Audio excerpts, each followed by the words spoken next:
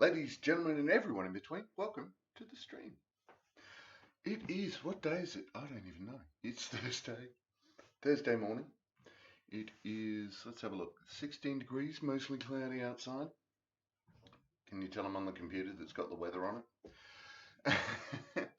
How is everyone? It's been like 8 hours since last stream. So, today we are doing potato and leek soup. So as you can see, there's a whole heap of leeks out of the garden. And so, let me show you those.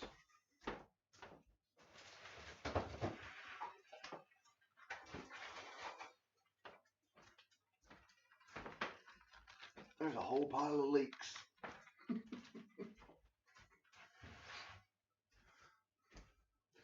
And that's probably about two-thirds of what was in the garden. Or what you'd say. Yes, so there's still some more. So what we're going to be doing today is we're going to be cooking up a bulk amount of that. No, you can't really see the potatoes just there, but weight wise, I have no idea what we've got in the weight of leeks. I've got 2 kilos of potatoes, and then a whole heap of other stuff, but the main ingredients, potatoes, leeks, we're good. Excuse me. We're going to be, the recipe we've got basically calls for a quarter of what we're going to do today. So, which serves 6. So, what we're going to be doing today should produce about 24 serves of potato and leek soup. So, what we're going to do is I'm not going to put the cream in. This recipe doesn't call for bacon, although you can put bacon in your potato and leek soup, because bacon makes everything better. But what I'll make a serve of it, and we'll put some cream in that and stir it up, and so that you can see what it's all about. But we're not going to put the cream in the main dish because that lowers the time that it can be frozen. So we'll be probably just dishing it into a heap of ice cream containers. And yeah, we'll see how much we get from that. So I think that's it.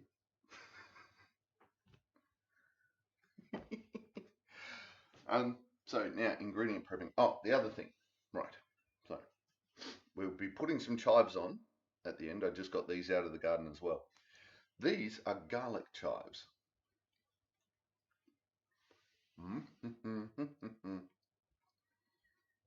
And they taste just like a regular chive at first. As you chew on it and you go through it, you get this ever so little hint of garlic at the end of it.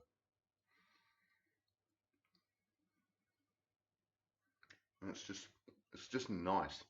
Now, that said, we are putting garlic in today. So I wanted to show you. This is a garlic out of the garden that has been drying in the root cellar for 2 weeks, about 2 weeks. So all of this, when we get them all off, we'll use that and we'll do the big braid thing and hang it up in here somewhere. Hopefully hang it up in here somewhere, we'll see. This is the size, you can see the difference there. So this is also out of the garden. I've cleaned this one up a bit because this is what we're going to be using.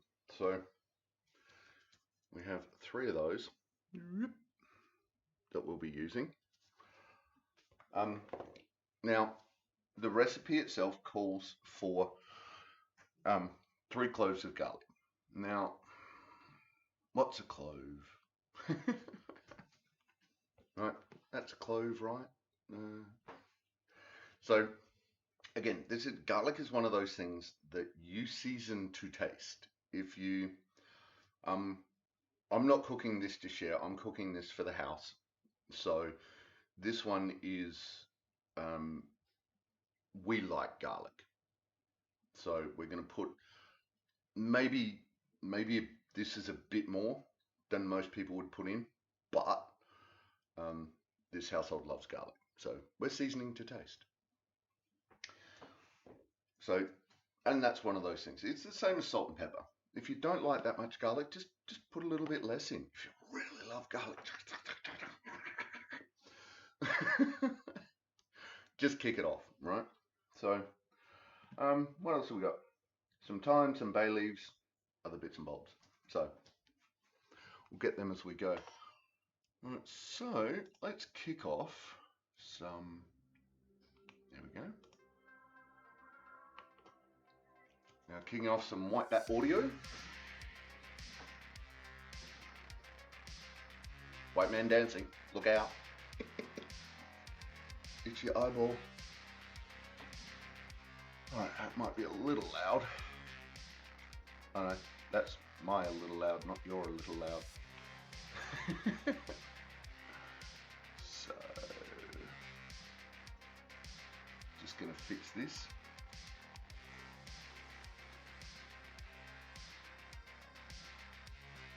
All my stuff's changed. There we go. Okay, that's better. It was me a little bit loud, so meh. Go away. Alright. So, White Bat Audio. More music from White Bat Audio. As usual, go check them out on YouTube. Carl Casey, White Bat Audio. Go have fun.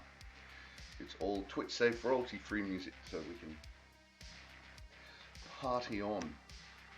Party on, Wayne. Party on, Garth. Now, alright, so let's start cleaning this up.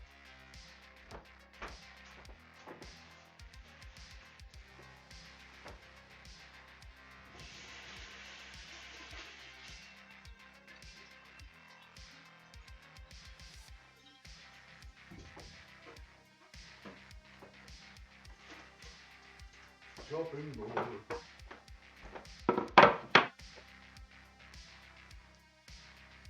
I'm going to need a bigger bucket.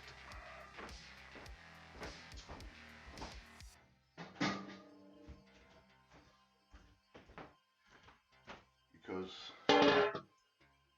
the composting component of this is not going to fit in that little tub.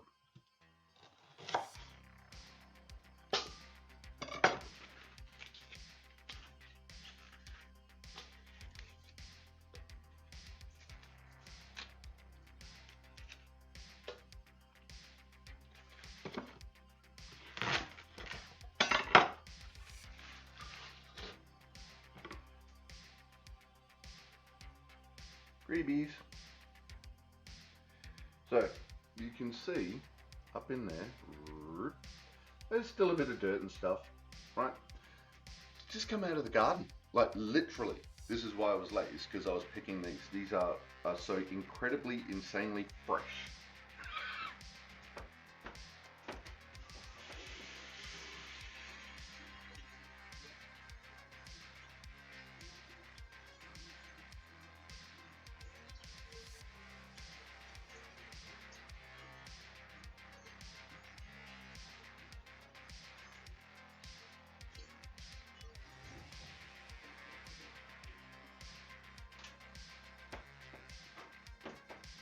See, as we go, we're just going to have to be careful and wary that leeks are out of the garden.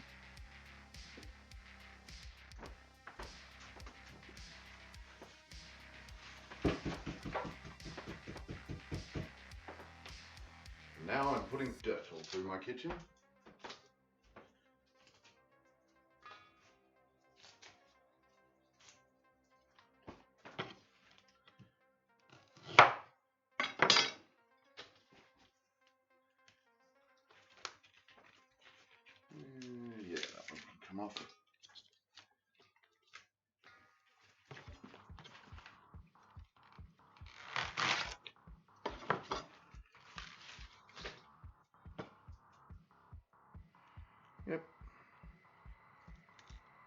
A little bit of dirt and stuff in there. That's going to be fine.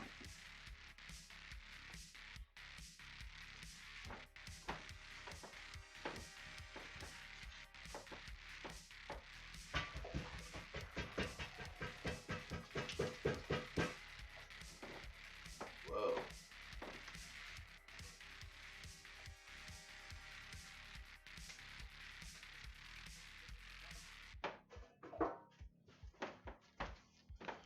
I'm making a real mess.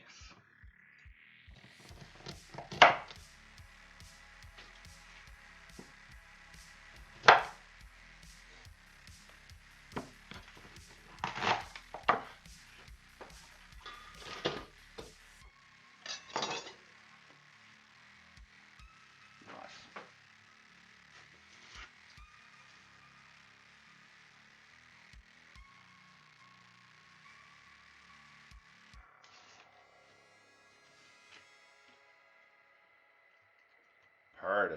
The party leak. Fire, perfect. Fire, perfect.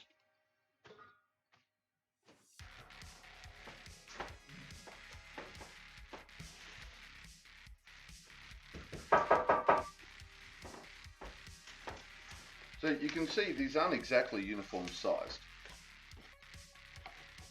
Again, garden.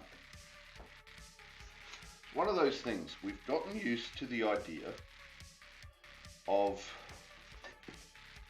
you know, you buy a leek. They're all the same size, they're all the same length, they're all the same.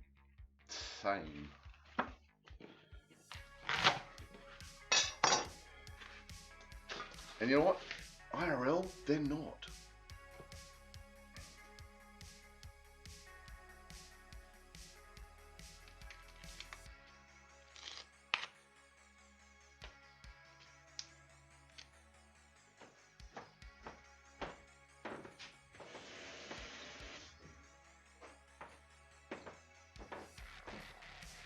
They're all just that little bit different.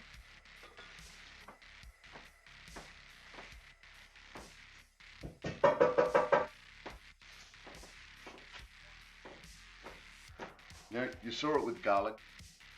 We've got different sized garlic bulbs out. This is part of the problem. Part of the problem is that we as consumers look at produce. Well, no, not we as consumers. We look at, we've gotten used to it. That is part of the problem. But where the problem is that the big chain supermarkets go, okay, well, we need all this stuff at all this size at all, you know, blah, blah, blah, all these conditions. And, you know, they might want leeks that size, that big, that long. That's a leek, right? Too thin, thrown out. Too small, thrown out. Too small, thrown out. Too small, thrown out.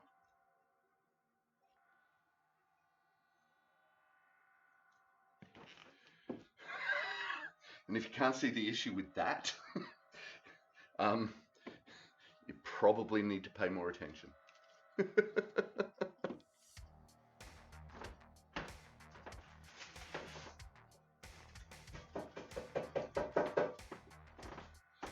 Now, I'm not saying you have to home grow everything. I can't. I don't have enough room to home grow everything. What I'm saying is, go down your local, find your local organic shop and go buy from them. Go buy all the little stuff. Go to a farmer's market. Go to a nearby farmer's market. A lot of them here have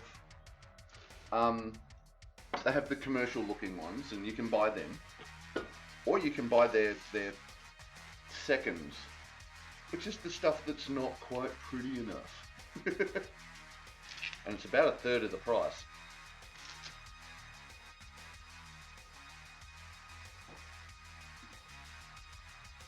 Hang on, so much leak.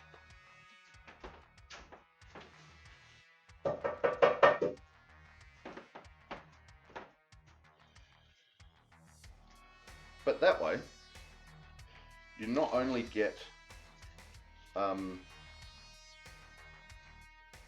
not only get cheaper veggies, but the farmer gets paid for veggies that they would have had to throw away. Well, compost, but even so.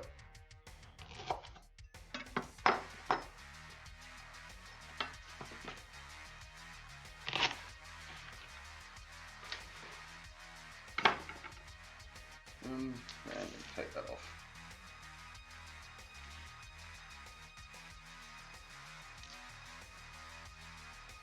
So again, how far do you peel the outer layers? Well, I just do it till about the point where it looks nice, clean, fresh. There's probably still some greavies in there, but we'll look after that in a minute.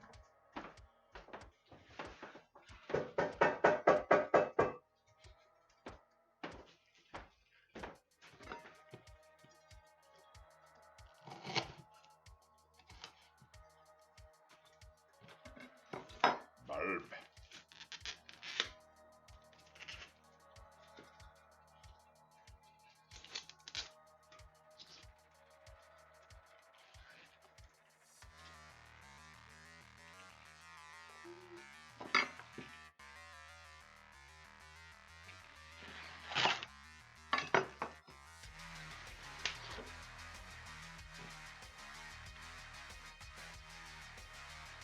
So it kind of comes down to what's usable and what's not. There's probably a bit of an overcut on that one, but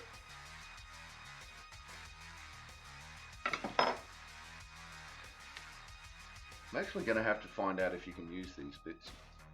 I don't know.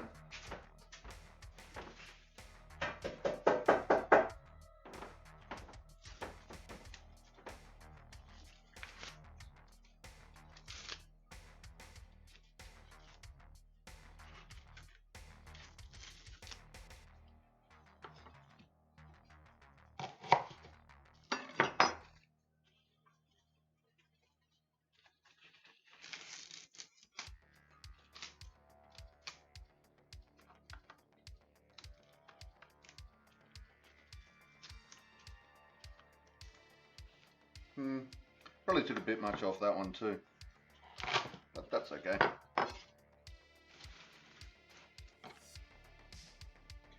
Again, all of this straight into the compost. A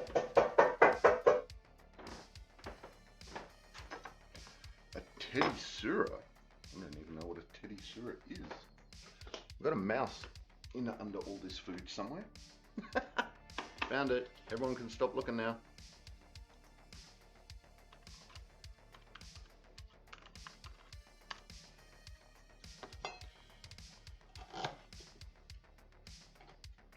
Oop.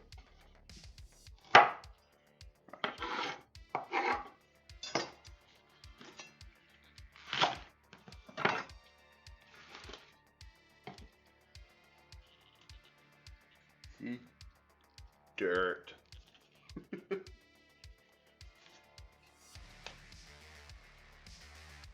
That. Just one leaf, boom, done.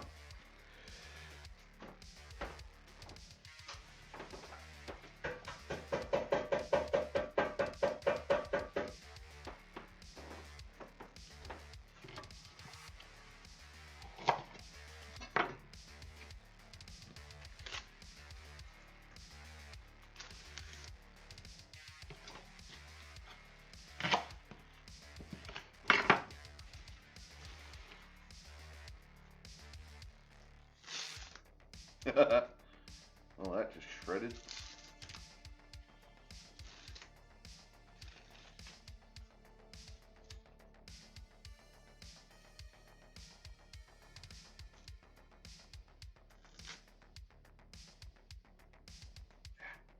It's fine. It's fine. Oh, already escaped. Kidding me.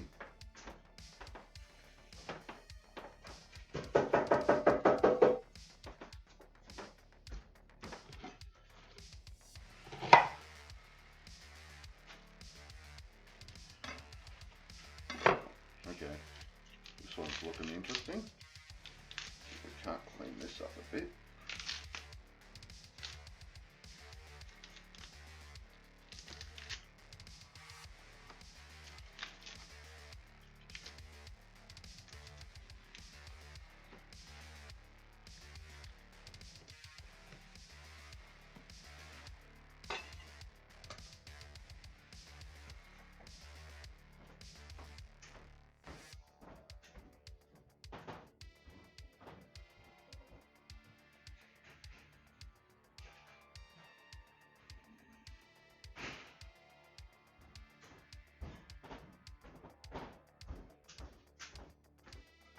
First critter, little earwig.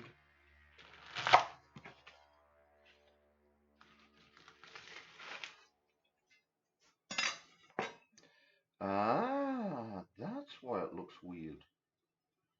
Okay. And double stalk.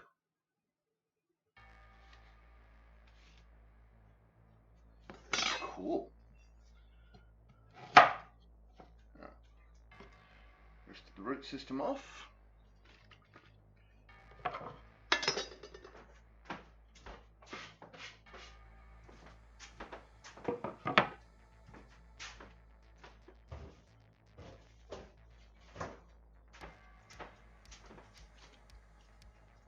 So,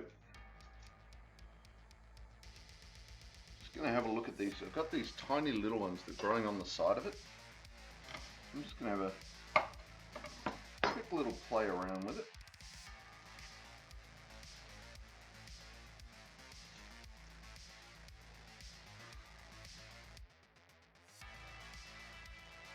See if it's actually worth trying to save them.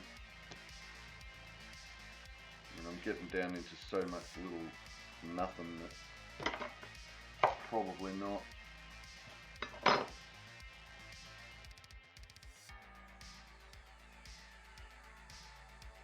Nah, too fiddly. Not playing anymore. Alright.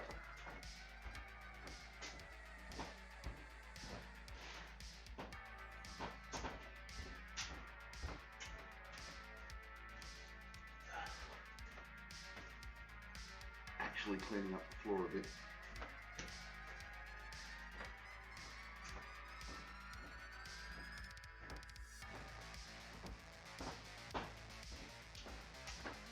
Alright, so now we're going to clean them up a bit. Just give them a bit of a wash.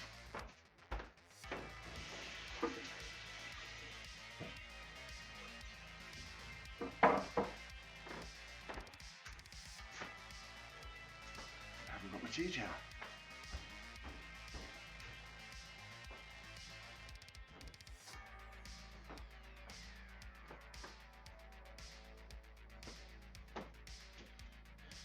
Now, dude.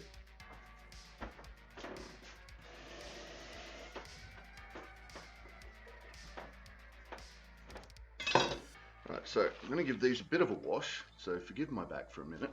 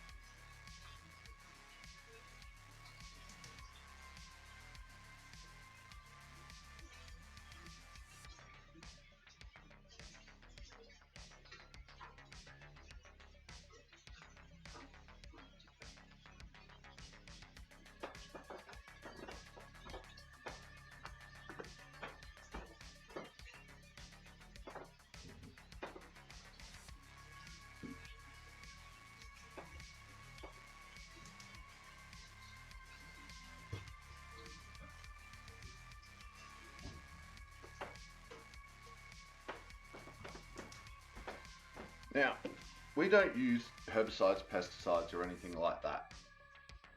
So, the washing of these is more just about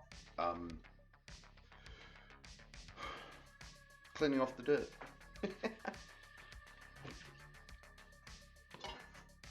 Right.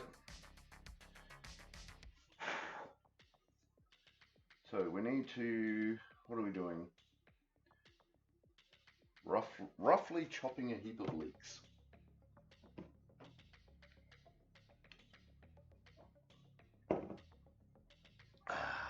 So, also, we are using a shed ton of stock.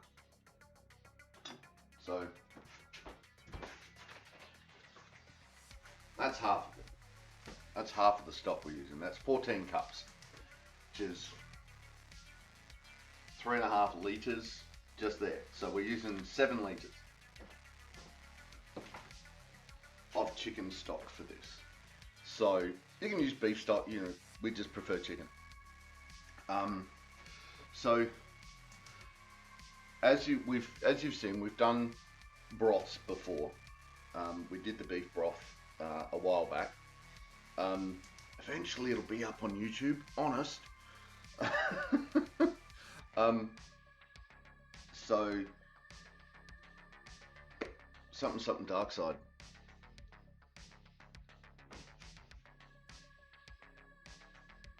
Right. So if you've got a plan, like we had plenty of chicken stock. So if we didn't, then last week, you know, or yesterday, whatever, I could have made a gigantic batch, just spooned out the what did I just say? 7 litres. I could have just spooned out the 7 litres, jugged out the 7 litres, put it in a pot to cool overnight, and just done this today. So instead of, you know, using all the resources to freeze it and all of that, I could just make a giant chicken stock and do. But we have freezers.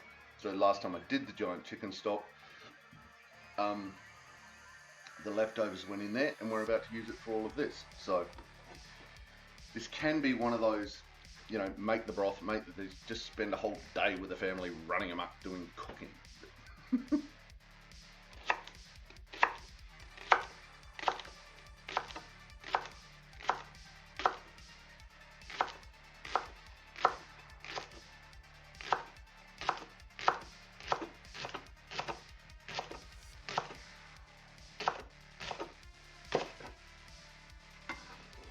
So, roughly chopped.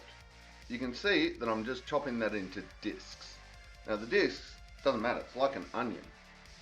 This thing will just literally fall apart. Now, there's that camera. This thing will just literally fall apart into rings. You see, rings, rings, and that's fine. So, even though it looks like I'm chopping them into rather large bits, doesn't matter for 2 reasons. Because first is this will disintegrate in the pan, no problem. Second is it's going to get blended at the end anyway. So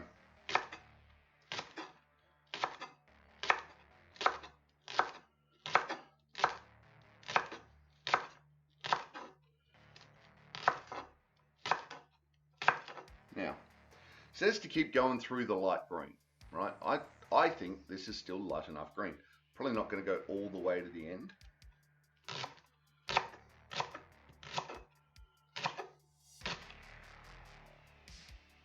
But you can see there, that's starting to get dark. Well, compared to, you know, what is your definition of light green?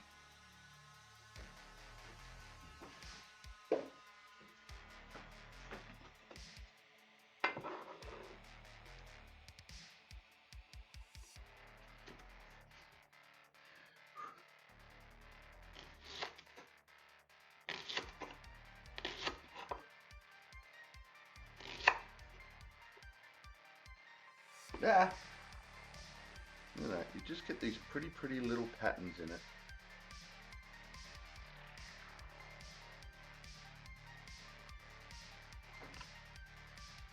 And no, not the double ender.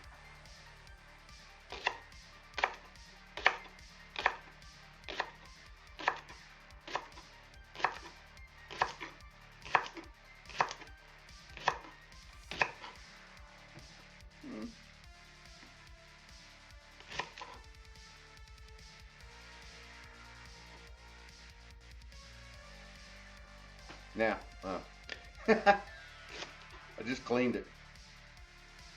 One more. There we go. There was still a little bit of dirt in it.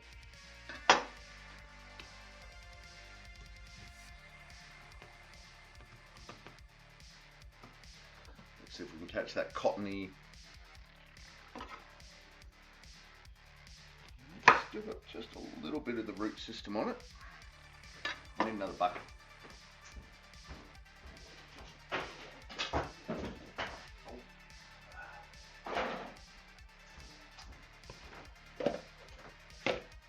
More compost.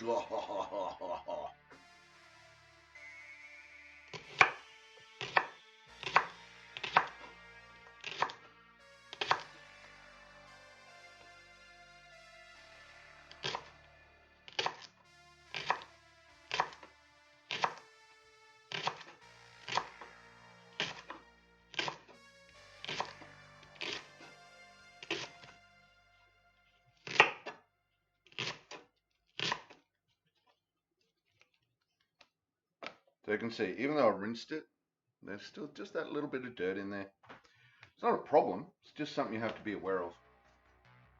That as you're getting back up towards those leaves, there might be a little bit of dirt left in there, that's all.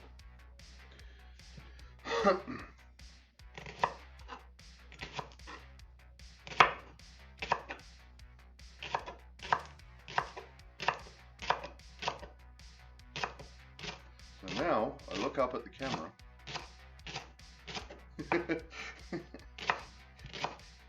Try my utmost not to slice my fingers off.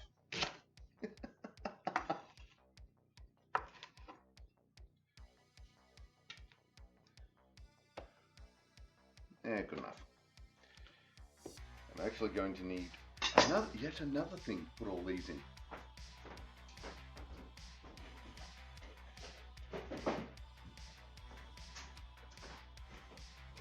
If you can't tell, this is where I keep all my ice cream containers. They're so freaking handy.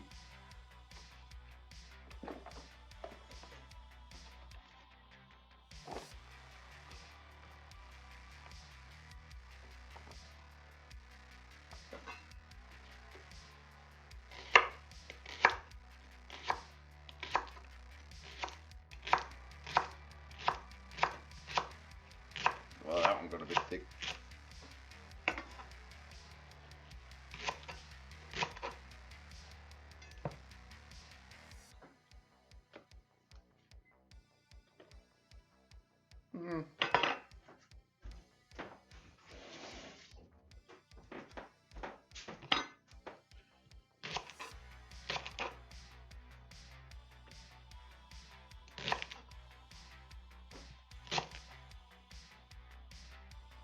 Good enough.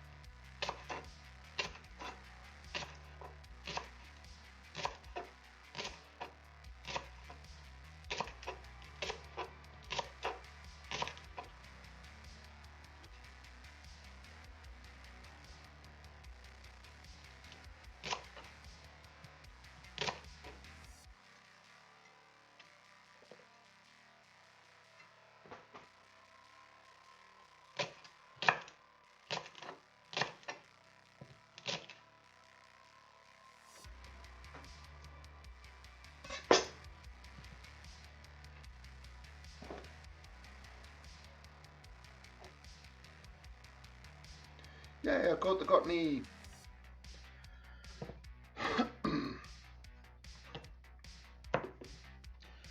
Where did you come from? Where did you go? Where did you come from, Cottony Joe?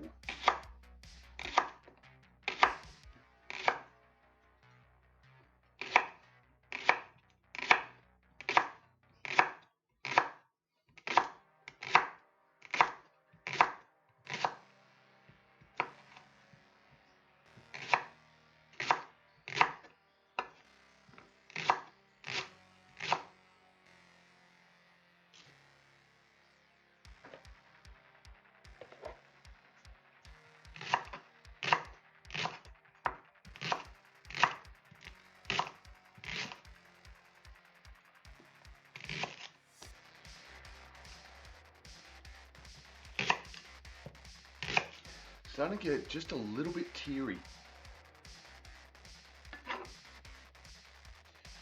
You'd think that leeks are part of the onion family or something.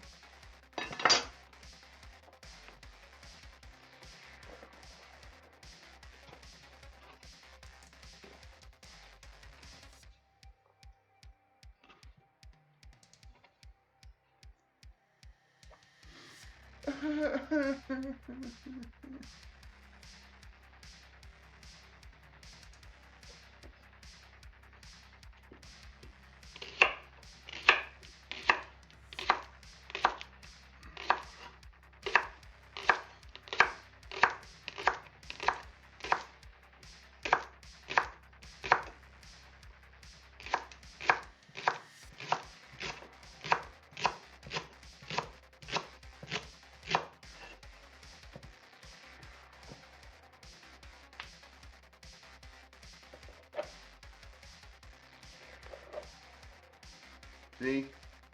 Full of greebies.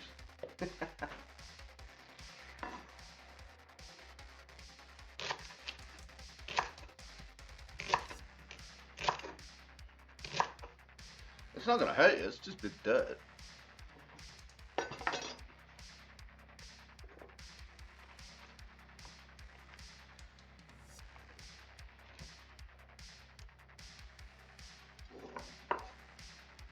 Double. Let's see what we get out of this.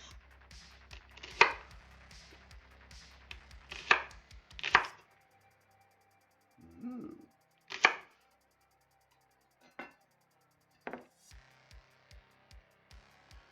Dirt right down the bottom. Like I said, it's not going to hurt you. Isn't that interesting?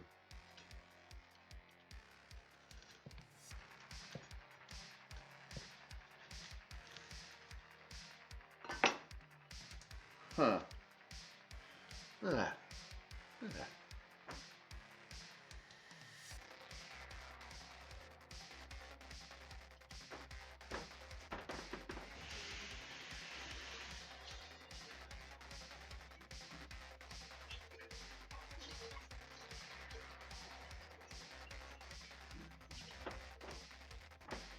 Basically, there was a big gap running down the middle of that.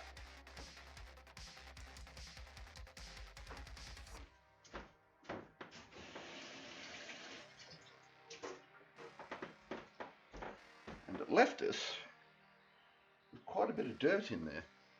So, there you go. So now we'll take the two apart.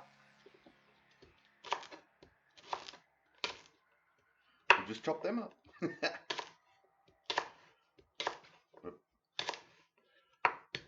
Oh, good knife technique. Let's go.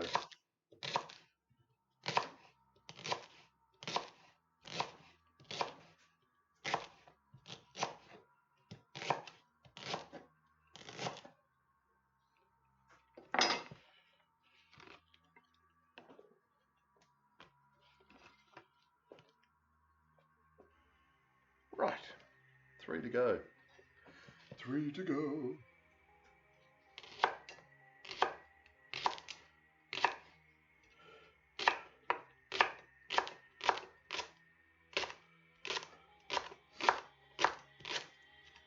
Yeehaw.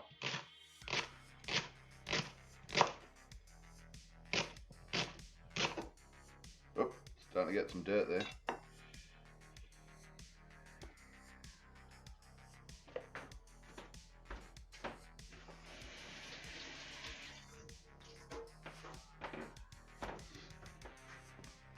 Yep.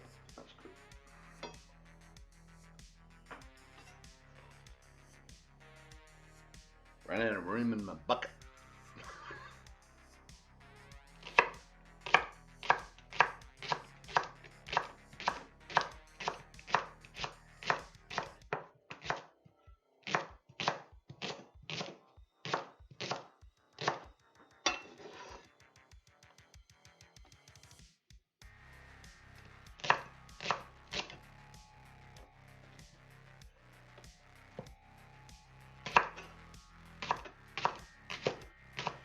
Pew, pew, pew, pew.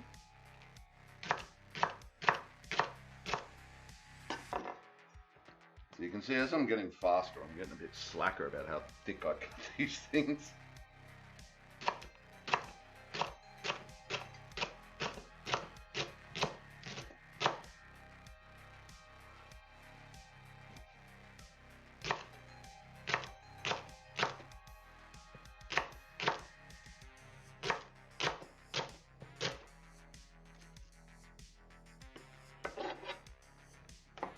Oh no, it's running away. Good enough. All right. Now I need another bucket.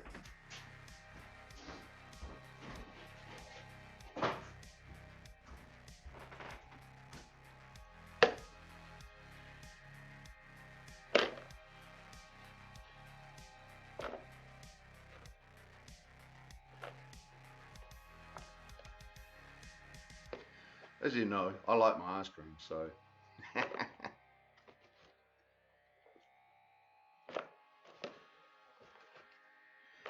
All right, there we go. But then that's, no, we still need that, because now, garlic's turn. Whew.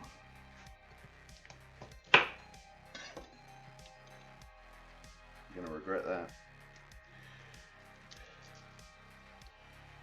Alright, so let's pull this wee beastie apart and see what we can find.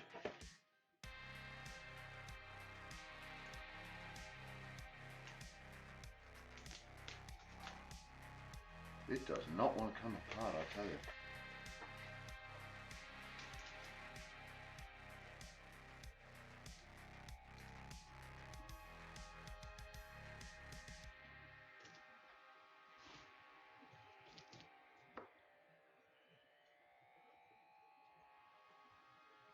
I don't want to cut it. But it may leave me with little to no choice. Oh, there we go. Looks like we've gotten in there.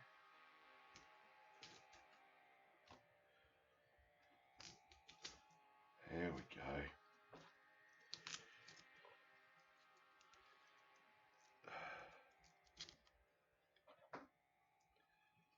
Starting to come apart.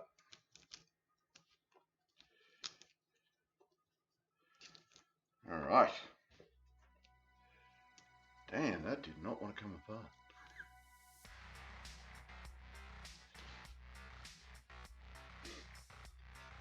Alright, let's see what we've got in here.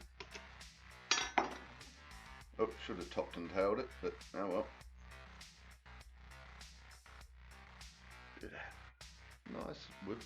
Nice little garlic bulb. Focus, focus. There we go.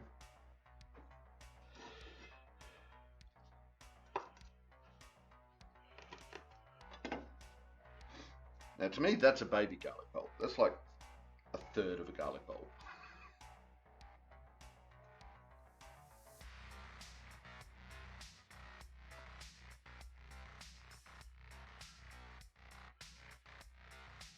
No.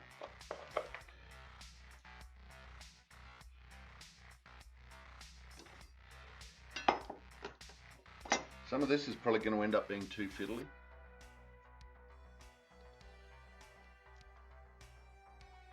But hopefully not a lot. See, now, those... The hell? Right. Didn't peel right. There we go.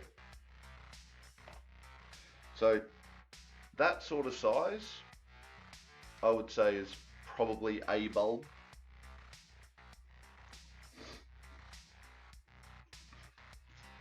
like I said, that's for this house.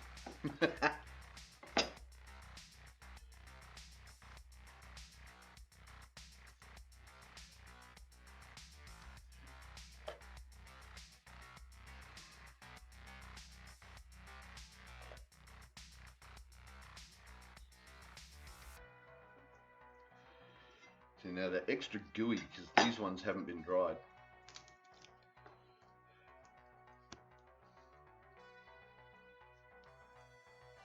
Changamanamowo.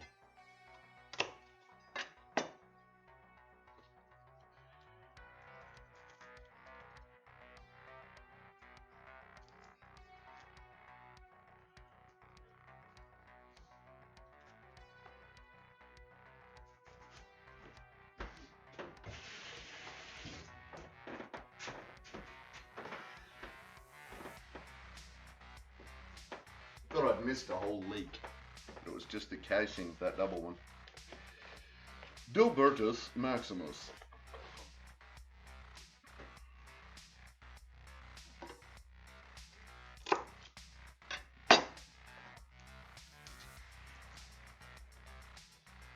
Oh, look at that, peeled itself. Nice.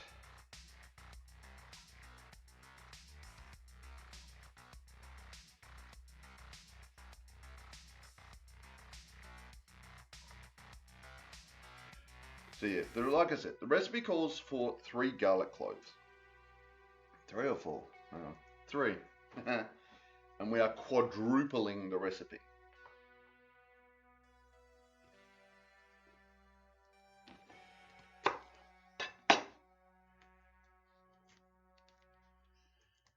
So, this is what happens when you do stuff in bulk. This will also be a good reason why I have my giant stock pot. Because trying to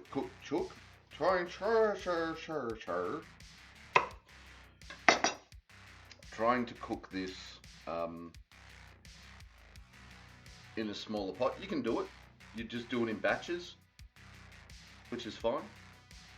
I just happen to have all of the stuff that I need to be able to do it in one go.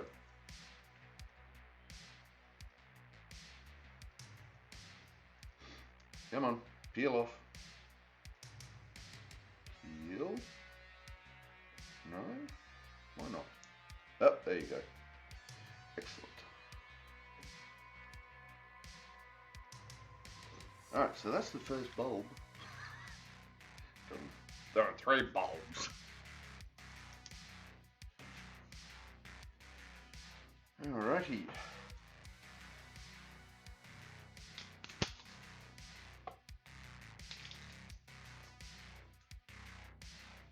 Sticky fingers.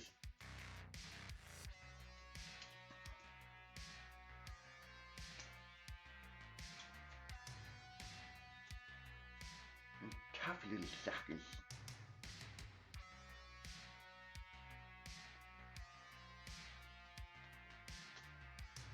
Let me in, Sean, let me in. Ah, there we go. Right.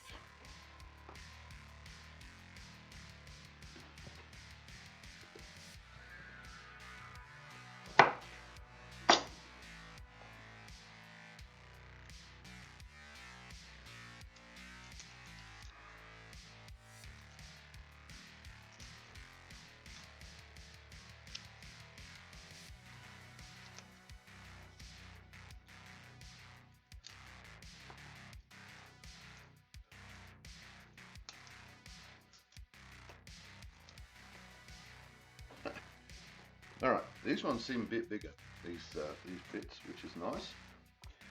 Should make the peeling aspect a little bit easier.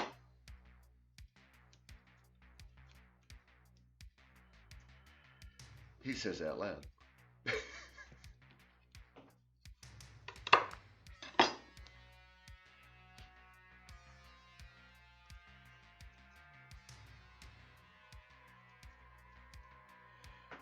I'm not exactly. Oh, is that 2?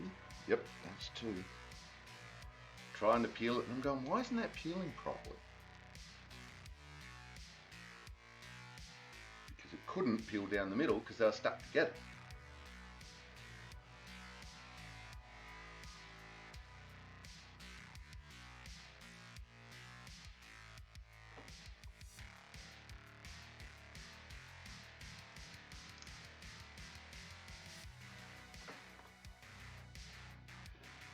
Garlic, garlic, garlic, garlic.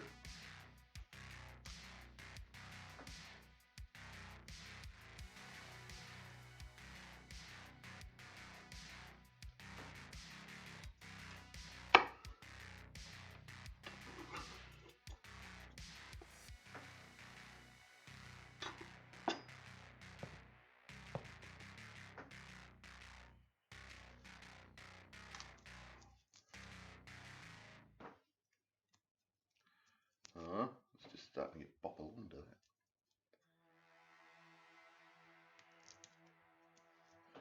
So obviously the prep time for this is expanded out because of just how much we're doing. It's also expanded out a little bit because we're using fresh produce from the garden.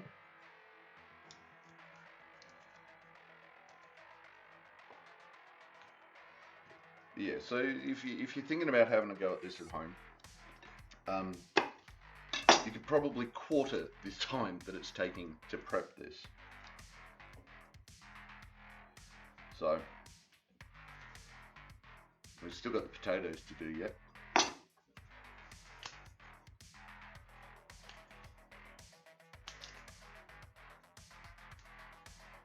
Don't forget, like stuff like, because we're using not dried garlic, it's a bit stickier, it's a bit tougher.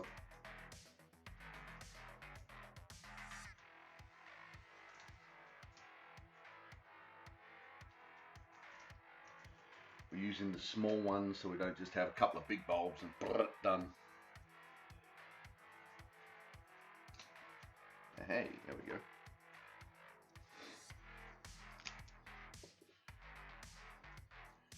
That one's already almost peeled. Huzzah!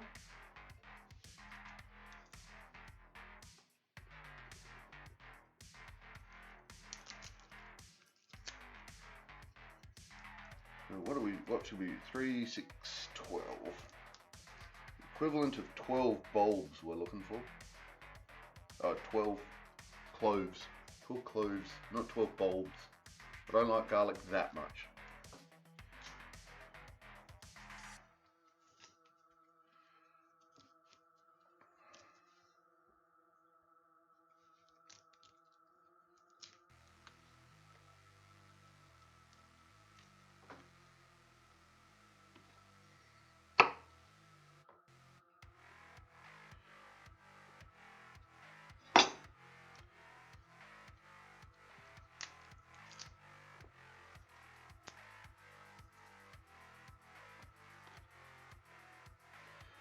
Let's see, that's what, 1, 2, 3, 4. Yeah, we'll do the whole thing. Thinking about maybe leaving a couple of cloves out, you know. Nah.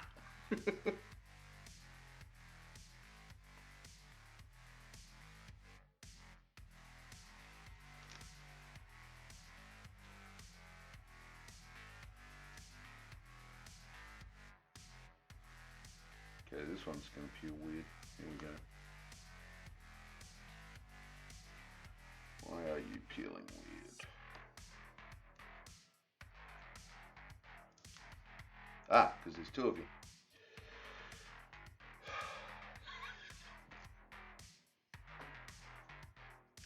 So it turns out, I've learned something.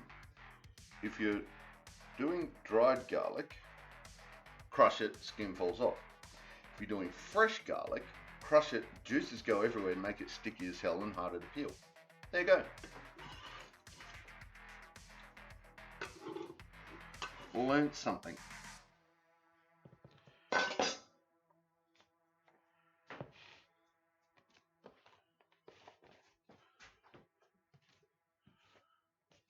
Alright.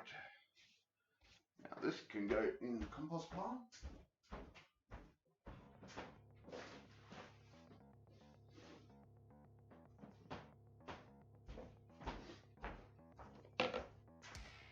Yay!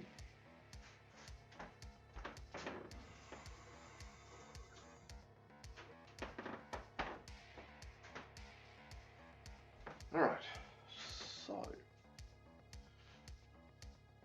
what are we up to next? We are up to getting that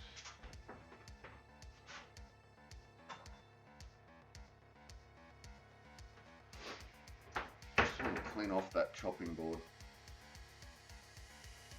before we start doing this, because there's still a little bit of dirt on it. I'm just going to chuck them over there. No. Got some icky in there.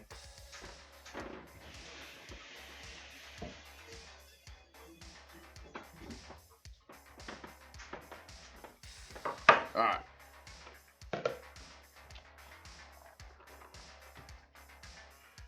Oh, the garlic. Nah.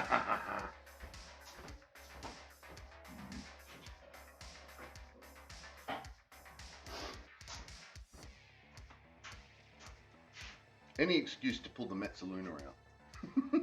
I swear.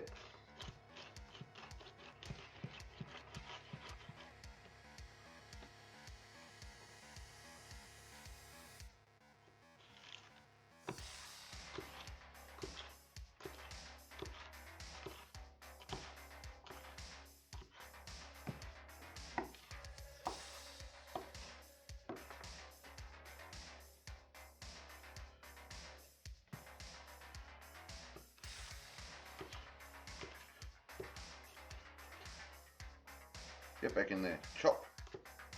Chop.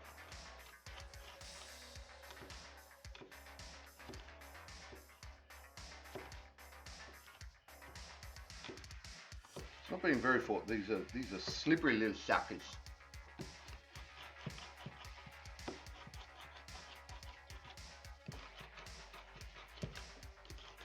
Now again, these don't have to be chopped too finely.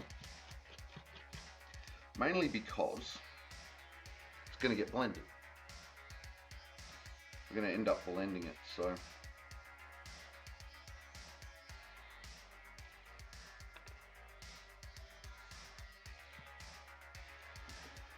but it's up to you.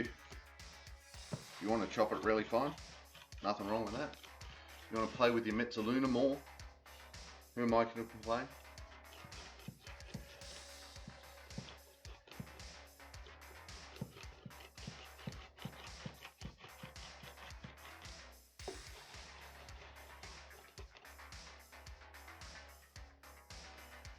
See in there trying to escape.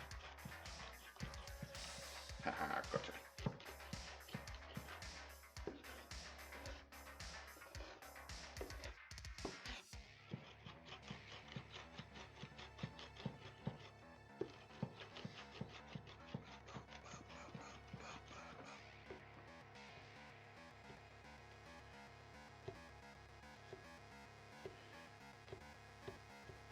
Again, usually I've crushed them a little bit so they don't slide around as much.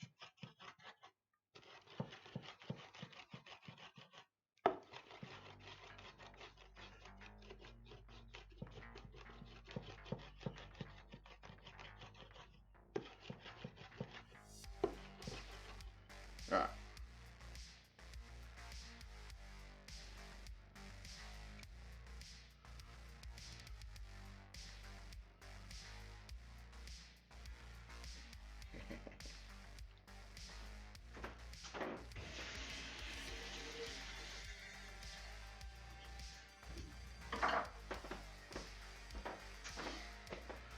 Right, so,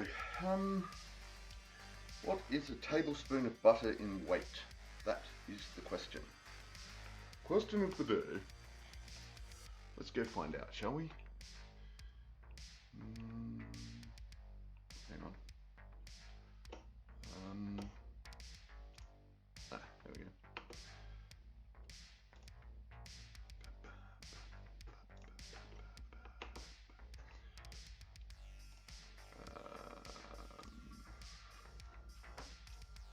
So 3, 6, 12 tablespoons. 12 tablespoons in grams.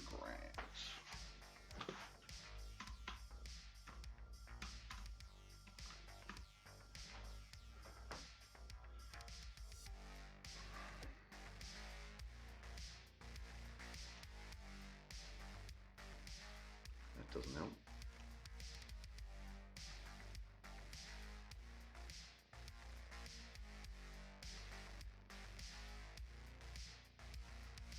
$180 grams? Is that right?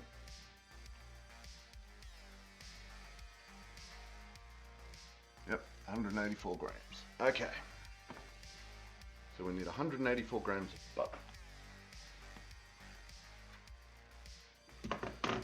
We haven't done the spuds yet, have we? Right, so we're not, maybe not quite up to that yet, but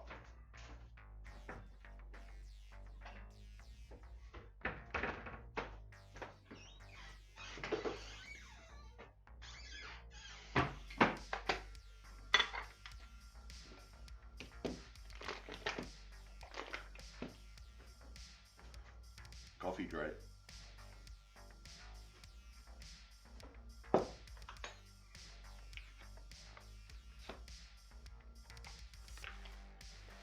Oh wow, I'm going to need a lot of butter. Okay, here we go.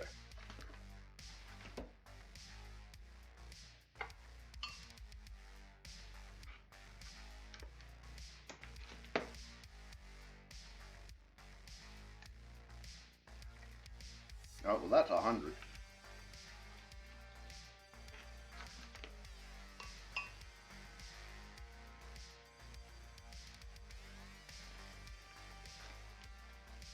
Alright, now we're starting to get closer. 70. That'll do. 186. Butter.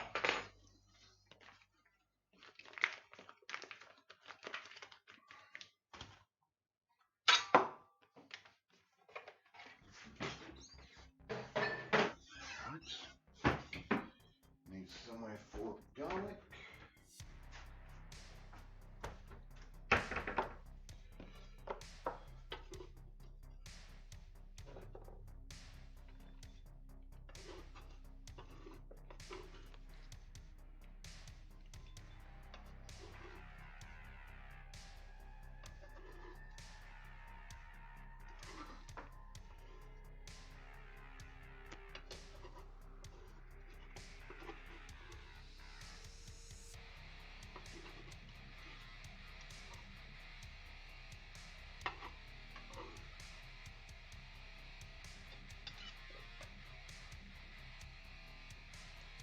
Right, there's the garlic.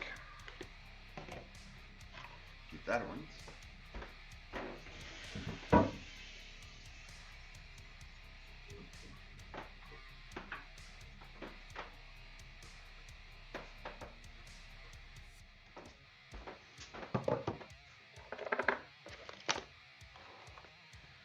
Okay, so we've got thyme. I don't know if you can see that, you can't. We've got thyme, bay leaves, butter, leeks, garlic. So now we need the potatoes, we've got the broth. That's it. Huzzah! So all we need now are the potatoes.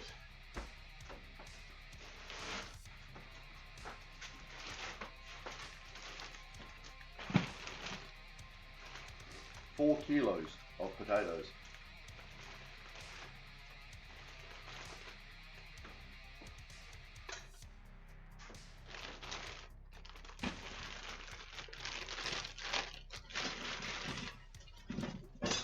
Yeehaw! That goes in the soft plastic. Soft plastic recycling.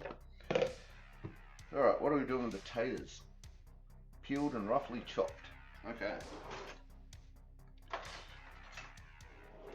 Potato peeler. So now we're gonna. I'm on KP. I'm peeling my potatoes. Funny thing these days is they have tumblers. You just put all of these into a potato peeler, into a tumbler, and you just pour them in, you press the go button and bang, they come out peeled.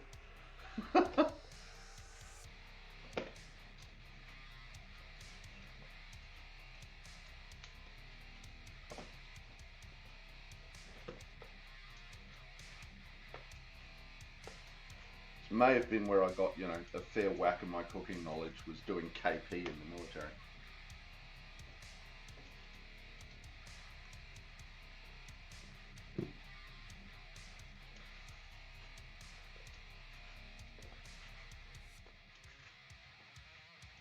It's an American term, but I think it counts as kitchen patrol or something. I don't know.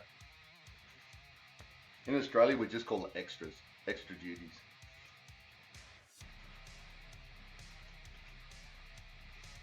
It's like, who knew?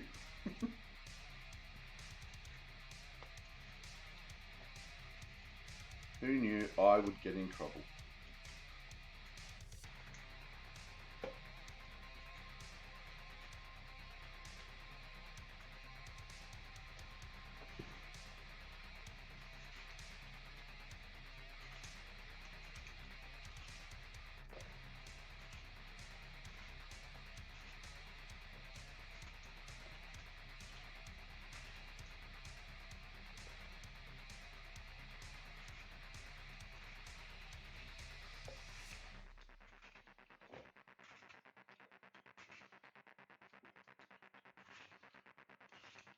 Oh, all these escaping Pokemon. Paying too much attention to what I'm doing in the kitchen. Not enough attention to Pokemon.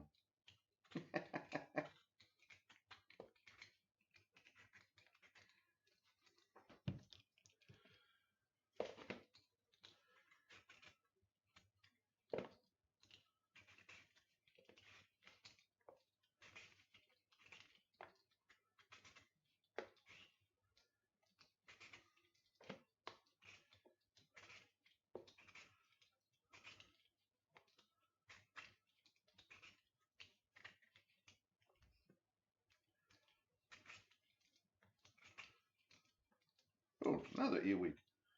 Where did you come from? Come on, buddy. No, not that way. No, that way. Yep, there you go. Get on that. No, not on me, you twit. Get on the knife.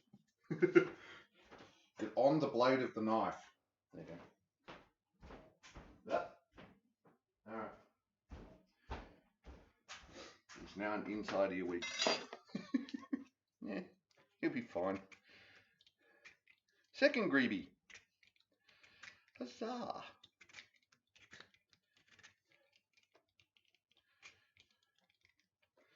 That's another thing about using produce out of your own garden. You do occasionally get greebies.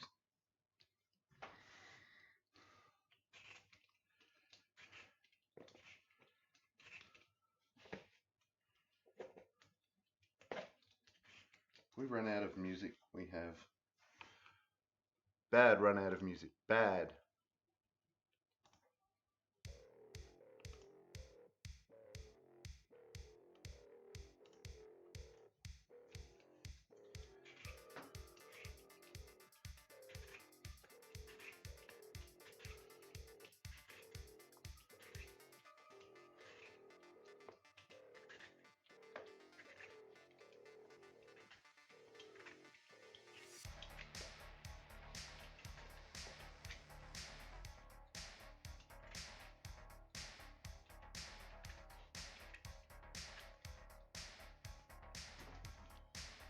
Oops. Can't see what's going on in the stream. Got the music channel up. There we go.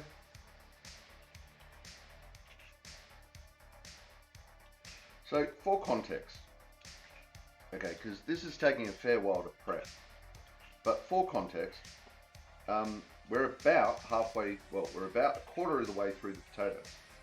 So, that's it. That's potato prep. If you're just doing this to the normal recipe,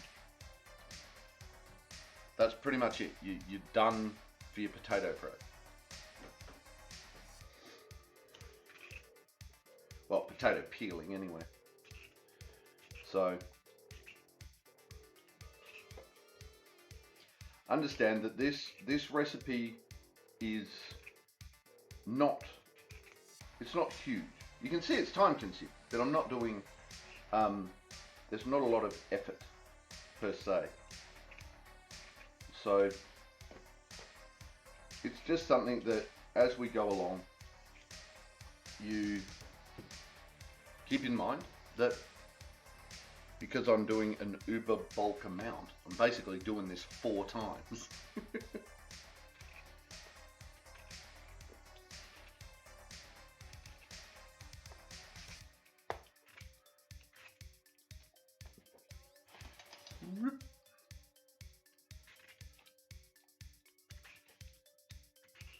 I will eventually get a rig for that camera, for the chopping camera,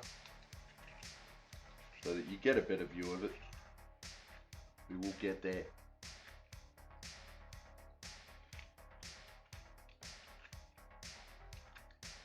Because I have awesome people that subscribe to my channel that help me pay for all of this.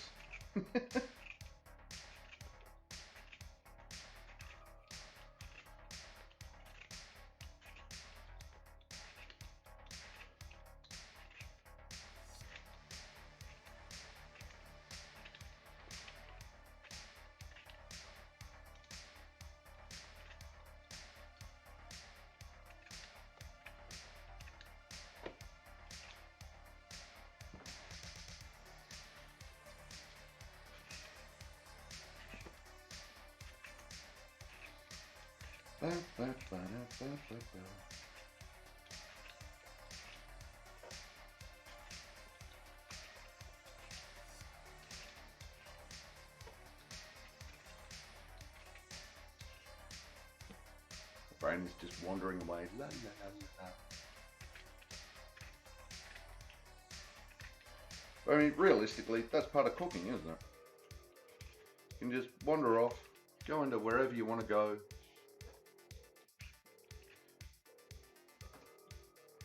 And just hang out there.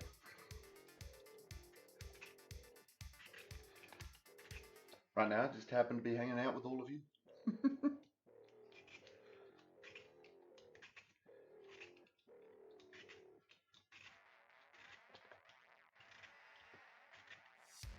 And through the magic of television.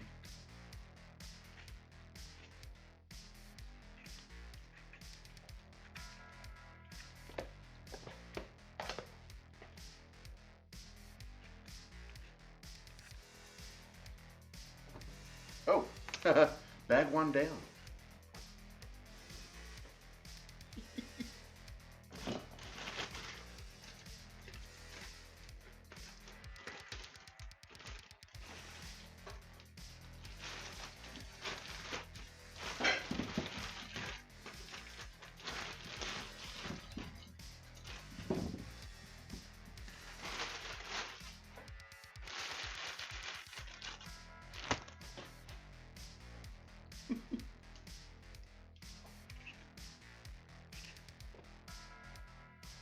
Oh, Beanie Bean.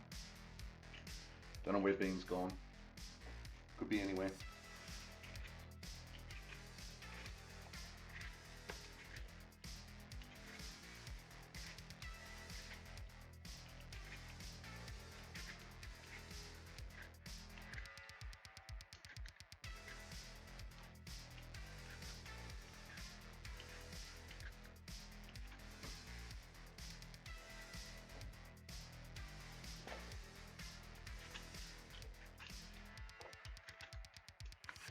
You know what? I've just realised that I've left the back door open. Well, the room into the shed where I normally stream is open. I've just got this sinking feeling in my gut that the door outside may be open. Just a bit of panic, so I'm going to go fix that. Back in just a moment.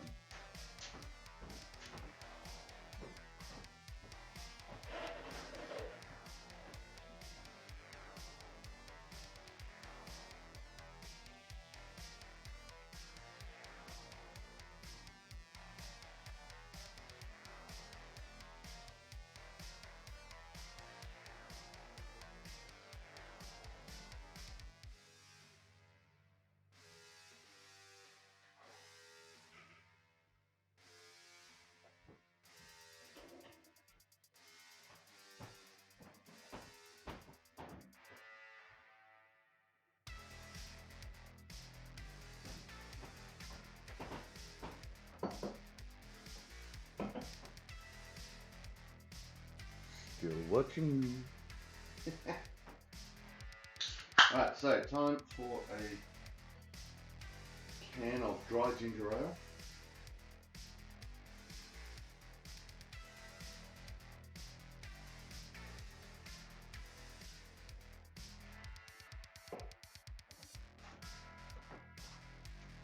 Cheers.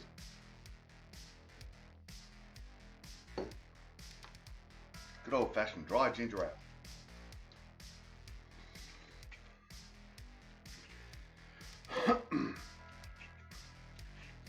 So, for the record, excuse me, for the record, Canadian Club and Dry.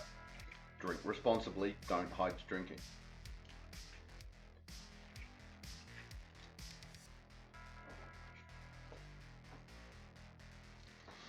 Ooh, a wild Inkay. How do I, gotta catch the Inkay.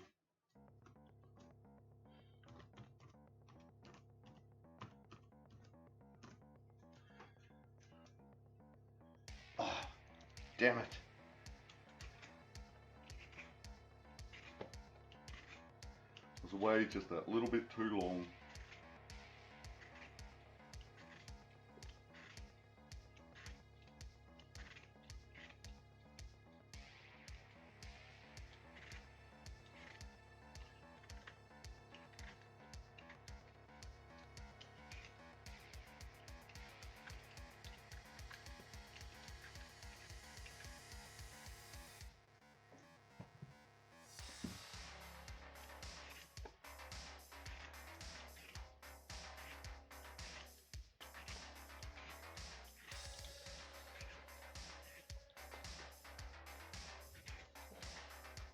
Yeah.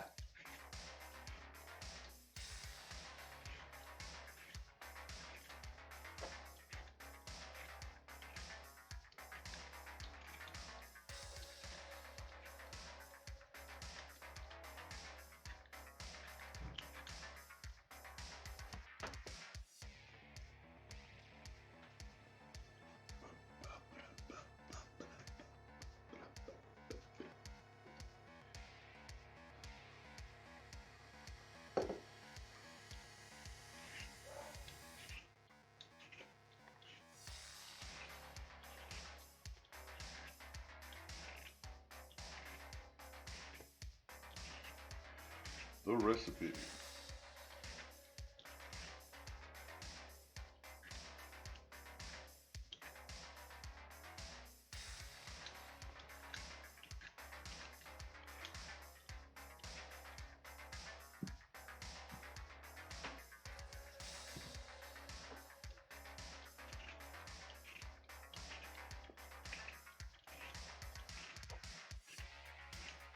Food prepping across the universe.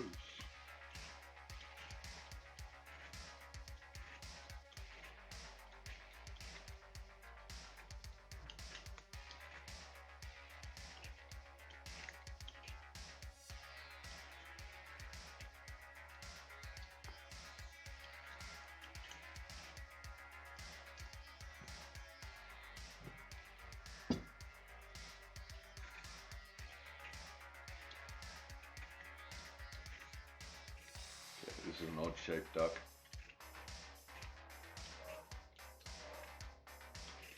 Potatoes are surprisingly hard to grow.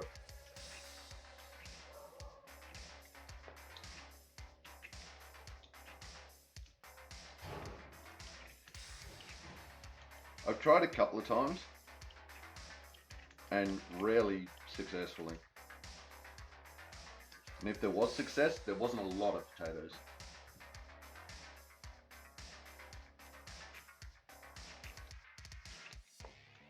Whoop, there.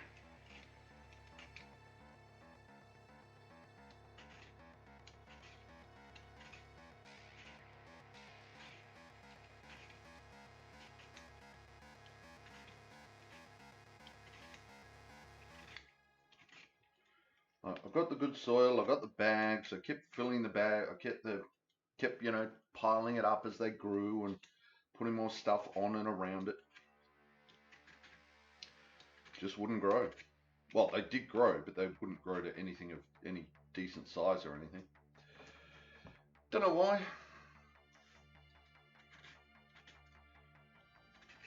But they didn't.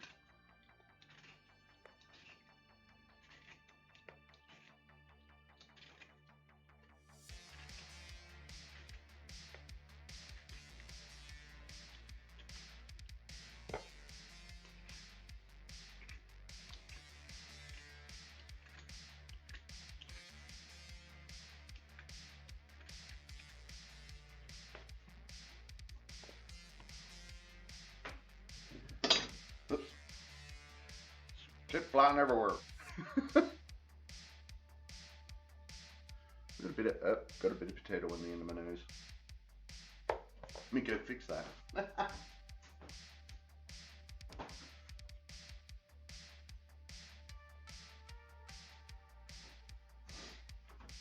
Sorry about that. Oh well.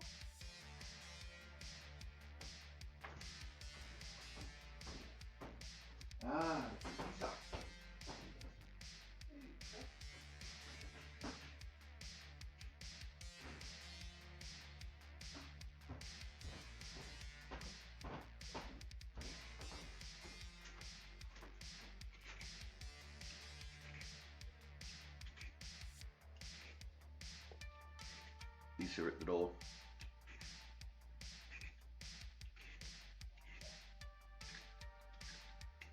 Had to let her in.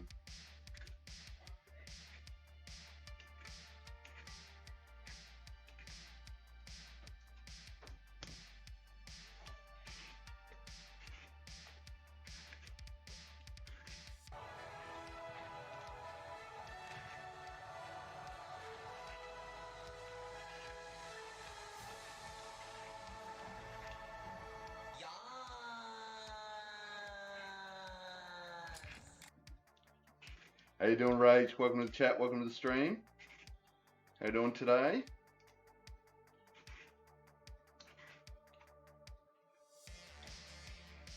I do love the entry music.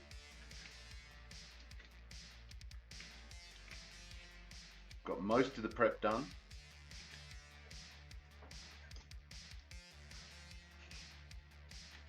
Yep. Quit it.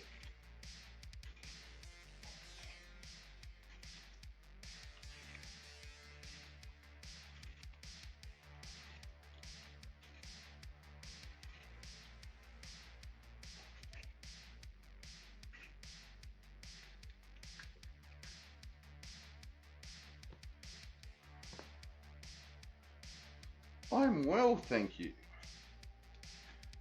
Started a bit late, but it was kind of fun to go out into the garden this morning just before stream and pick several of the ingredients that we're using today. So I'm happy with that. All right. Oh, there's Bean. Hello, Bean.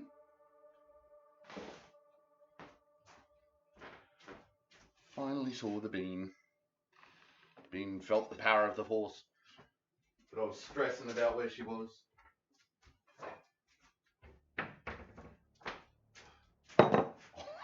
Or she was just being chased by you. Issa has appeared from the same location. Void Bean!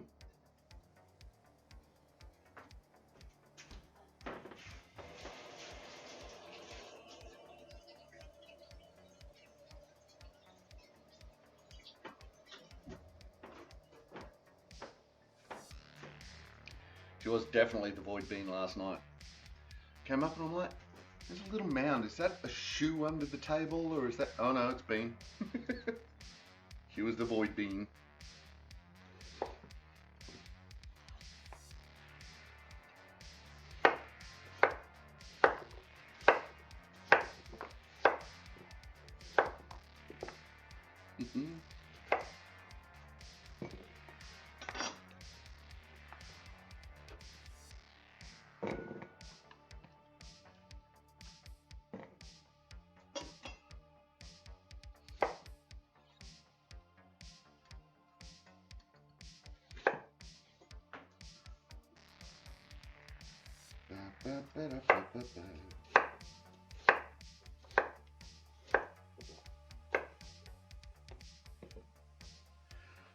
And again, I don't particularly need to be too uniform chopping the spuds, because again, it's all just going to get blended. So some of it will go soggy faster, some of it won't, but doesn't matter. Blended. Oops, dropped a bit.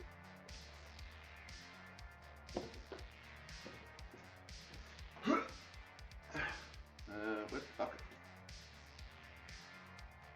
Okay.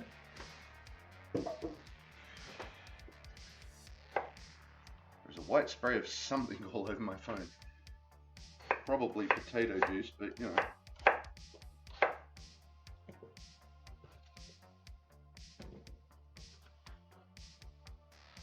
I stared directly into the eyes of the void, and the void said, "Snackies!"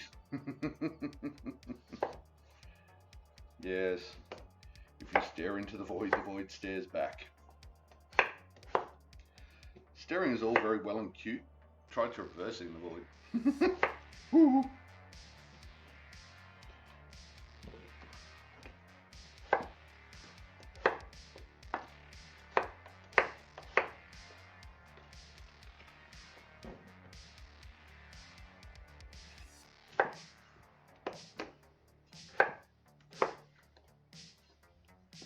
Should actually be using my other knife for this, but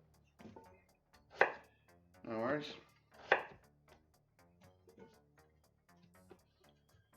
My mum was a sous chef at the National Library and also a pub cook for years and years, so she's trying to teach me how to be neater with my cutting. Yeah. I try to do neat cutting. It does not always work that way.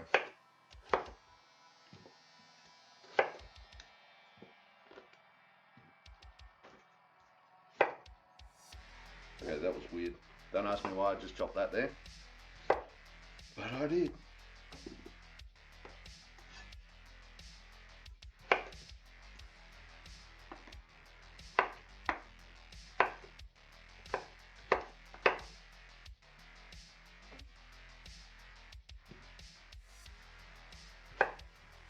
Yeah, your mum sounds like she's had a really interesting life, right?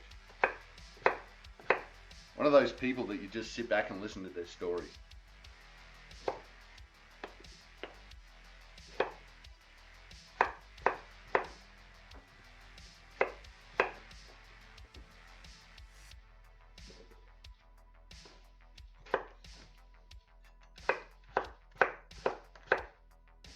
See, Julian's carrot's like, no big deal. That would be nice. One day I will get to that stage, honest.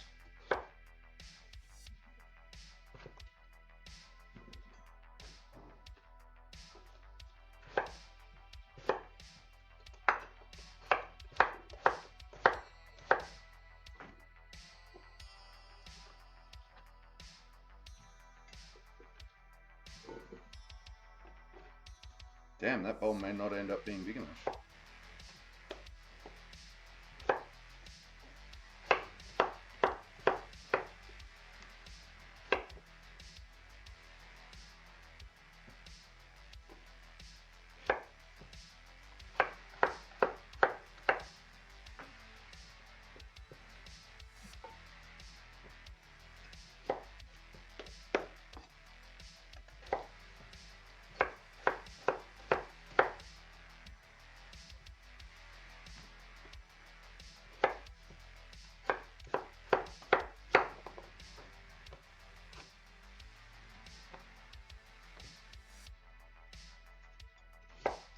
I'm slowly getting better with my knife work.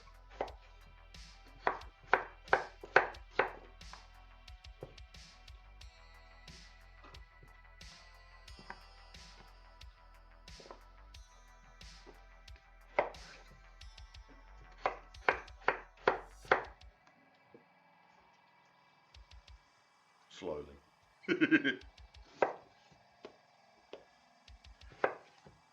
Hello, Dudrio.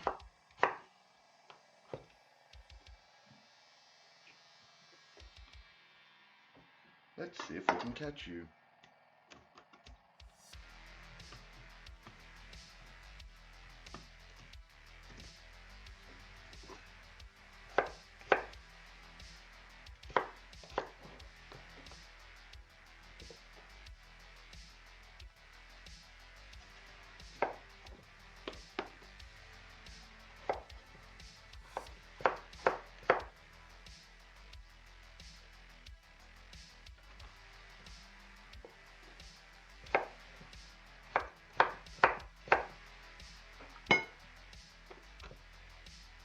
dink the blade of my knife onto the bowl. It didn't hurt the blade, but still. It's always wince-worthy when something like that happens.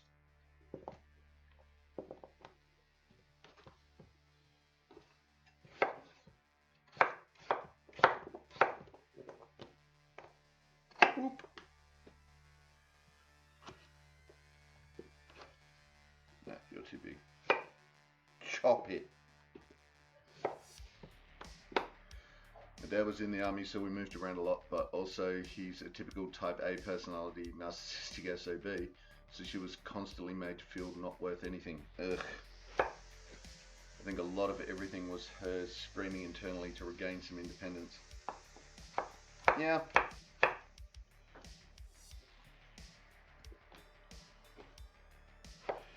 Yeah, that's not a good thing. But it sounds like she got there.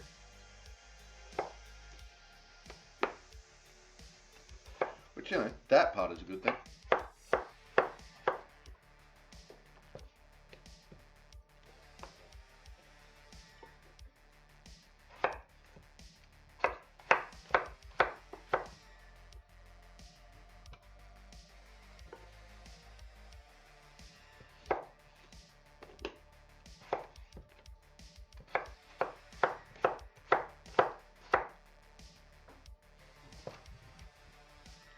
She's actually a truly amazing person. She dropped out of high school in the 70s because she wasn't a book kind of learner. I know that story. But she finished high school as an adult about 10 years ago, which is amazing. Sweet!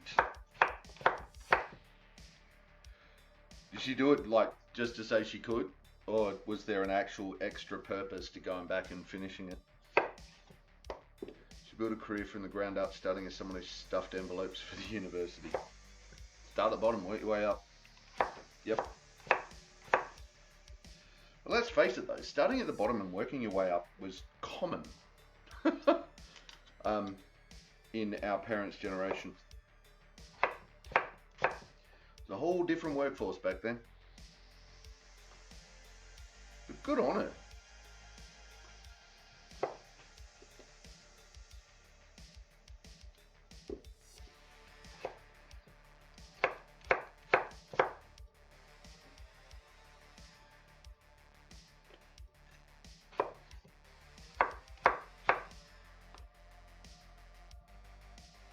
You know, I found out recently that, you know, spending a year and a half in a job is normal now, and that you then just move on, and if you don't move on, you're stagnant. It's like, what the shit? That's, oh, okay. She ended up being the administration and events coordinator for the entire Uni of South Queensland Fraser Coast campus. Holy crap. Nice. Nice job, Mum. Skills.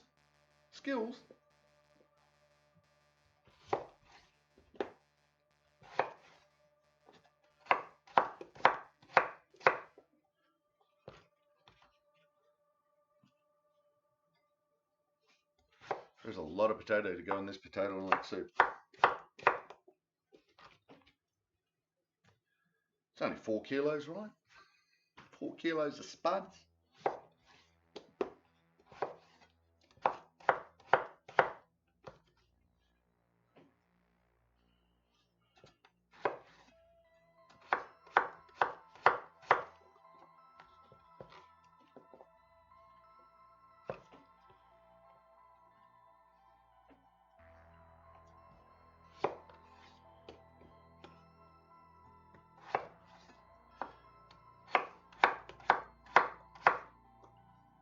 So are all the brothers and sisters that you've got, Rach, are they all hers? Or did she pick up family along the way as well? She and a friend did it together, so I think it was work related maybe, not necessarily, but the opportunity came and they took it up. Oh yeah, nice. Yeah, let's go back to school. I mean, if you're doing something like that, it's always nice to have someone to go with you as well. You know, you keep them motivated, they keep you motivated. Sort of like going to the gym.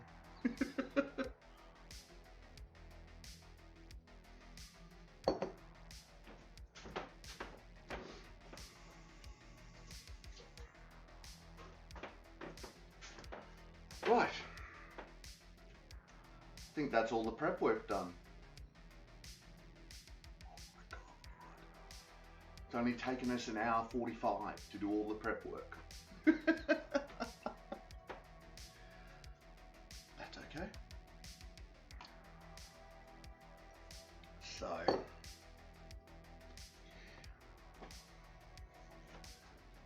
gigantic bird.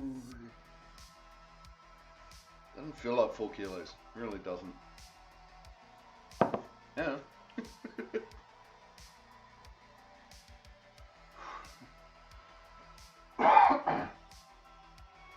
Mo, hey little Lisa, how you doing? What? Wanna come say hi to stream? Come say hello to stream. No? Okay. Time for second breakfast. Hang on.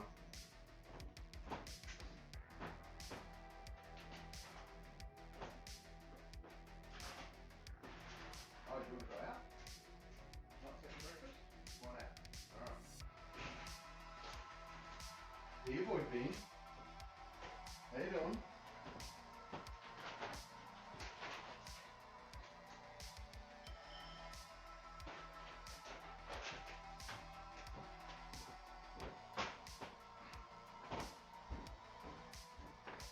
Issa wanted out. Void Bean wanted extra second breakfast. So.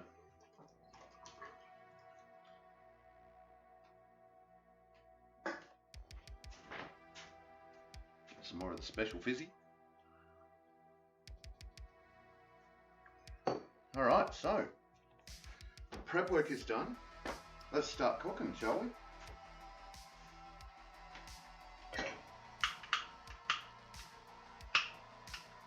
Let's turn the right gas on.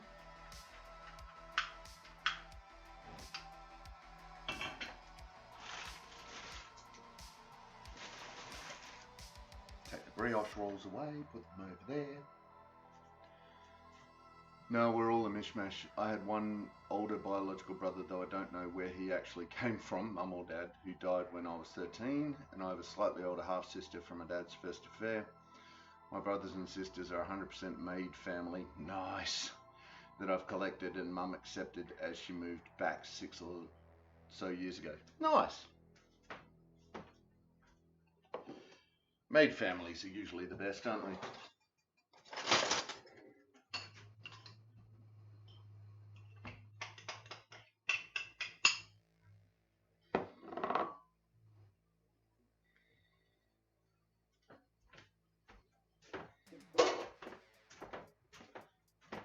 I have a couple of friends who have really good relationships with their parents and siblings, and it's just so odd to me.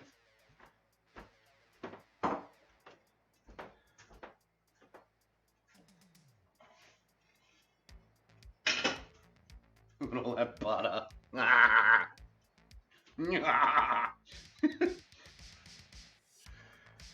siblings and I were missing family elements in our lives, either siblings or slightly dead shit parents or whatever. We needed each other, and so we made a family. Nice. I know a couple of families like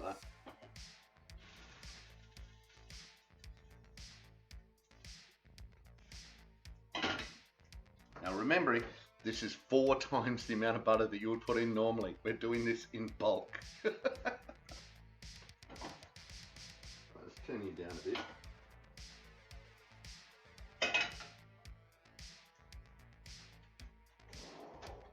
Oh, spatula.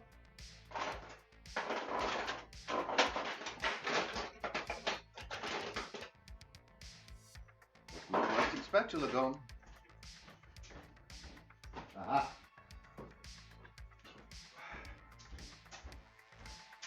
Pork rinds.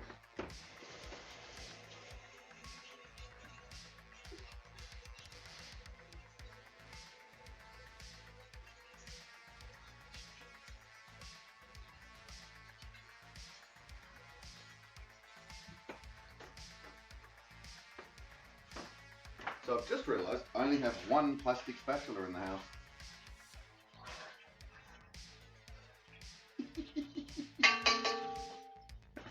I may be enjoying playing with that a little too much.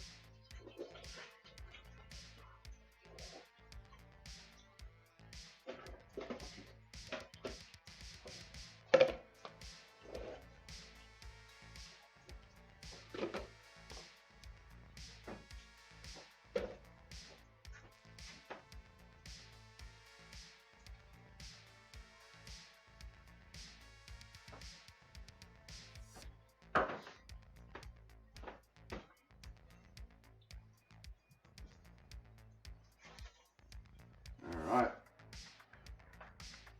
Now we see just how much of that butter these leeks can absorb.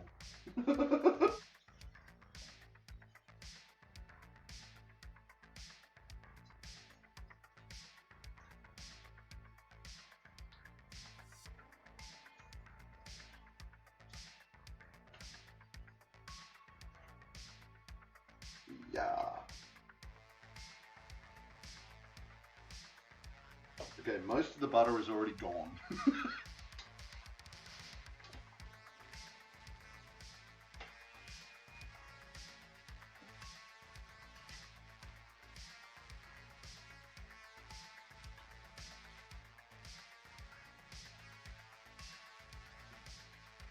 Alright.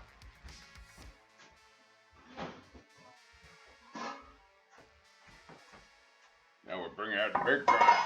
Bringing out the big guns.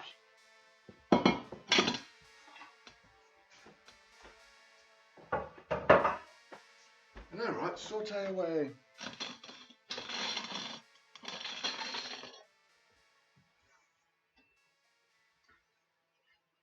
There's still a little bit of butter in there. A teeny bit down the bottom there.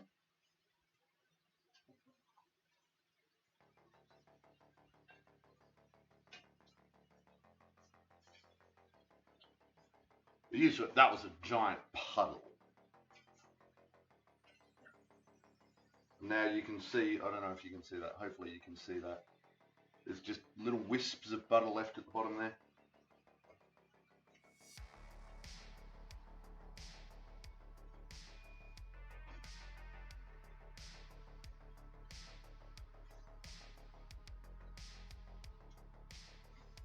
You can see those rings are just starting to come apart. So, this is why I wasn't too worried about them.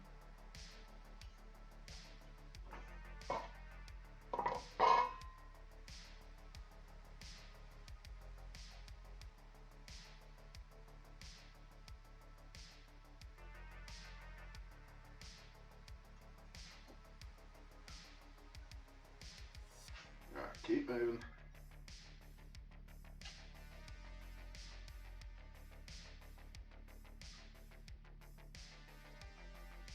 Alright, so while that's going, I'm going to turn that down. And we're going to start putting all that stock into the pot.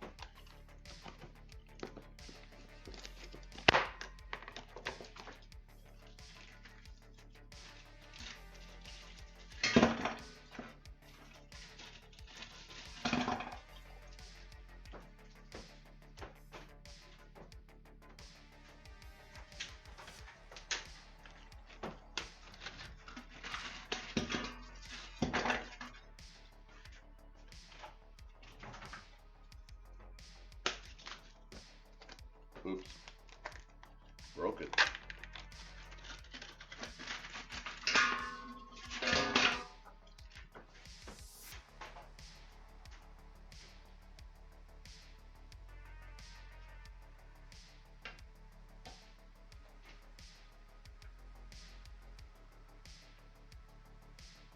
All right,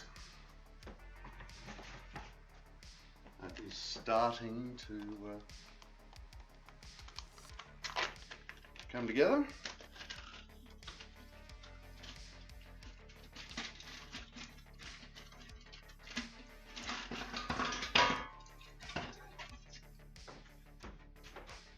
Right, might put this pot actually on the thing, you start getting that cooking.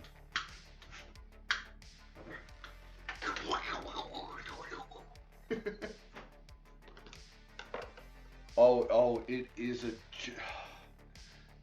seriously, this fry pan is where I actually started enjoying cooking.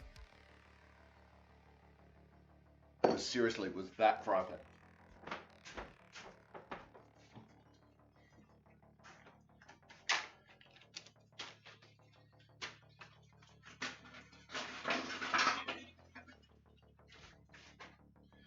Because that was the first fry pan that I could literally walk away from while on and simmering. I could literally walk away from it for an hour and come back and it hadn't burnt to the bottom of the pan or anything like that. Cleaning it is a breeze. It just cleans up. It is a freaking brilliant pan.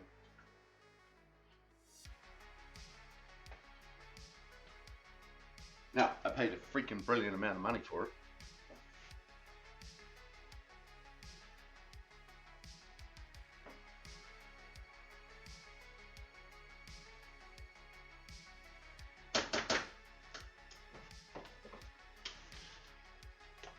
Got on special. I think it was like 60% off or something, and I paid $80, $90 for it.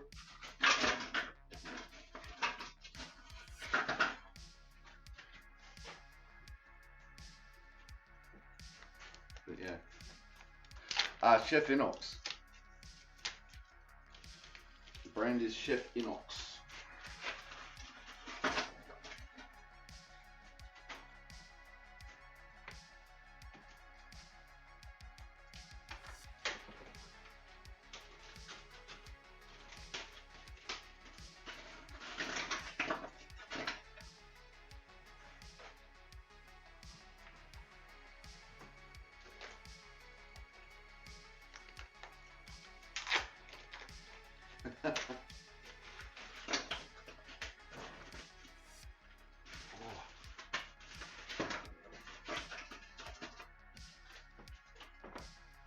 Also, Rach, I had a look at those, I don't know if I told you, but I had a look at the containers that you suggested.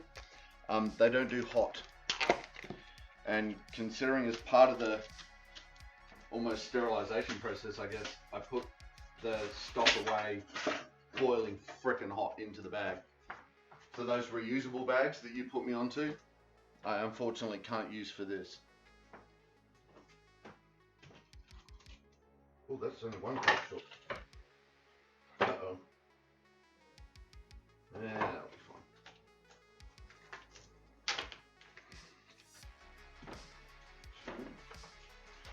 Two.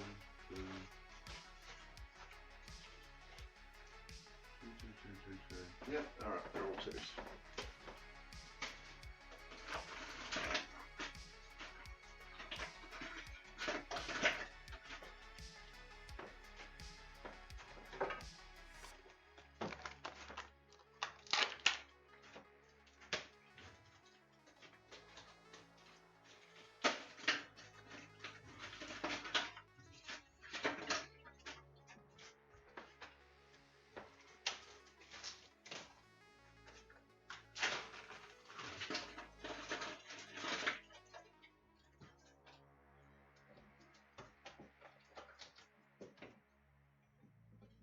That's a lot of chicken stock. Yes, you did too. Excellent. Yeah, I'm sorry. I'm sad it didn't work too, but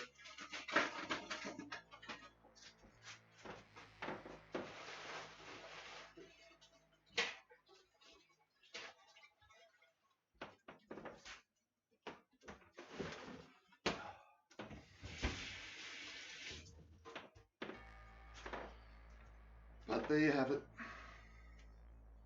Yeah, they would have been perfect if they were able to take heat. They would have been absolutely perfect.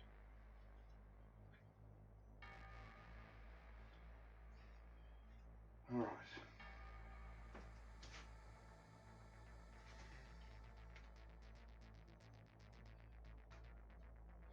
Yep, that's getting nicely soft.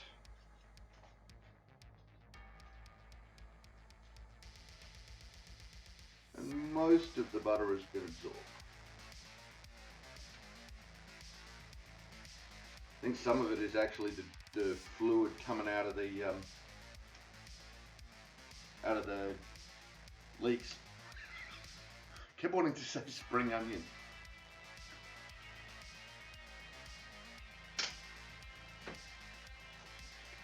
There are many other kinds of silicone bags, but I think they become really expensive. I have one that's little but gusseted for biscuits and cut fruit and stuff. But it was 4 times the price of the ones she showed me. Wow, okay. The snack sack. It is the snack sack.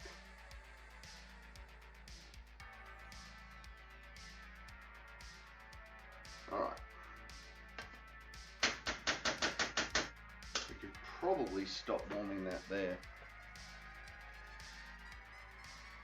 But I might just I might just keep this going for a little bit longer rather than just turn the heat off. Give it a little. We're going to do a see what happens.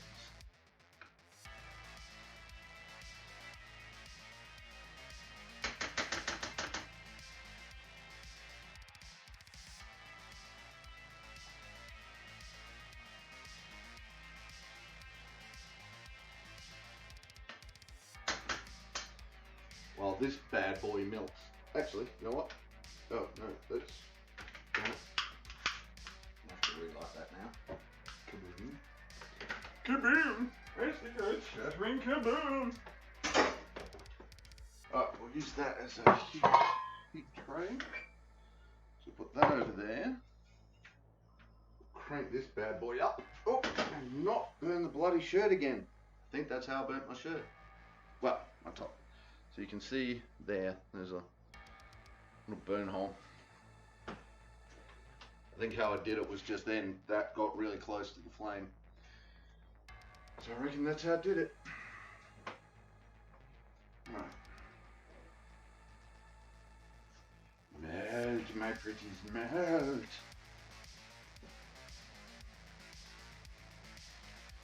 Right, so potatoes broth.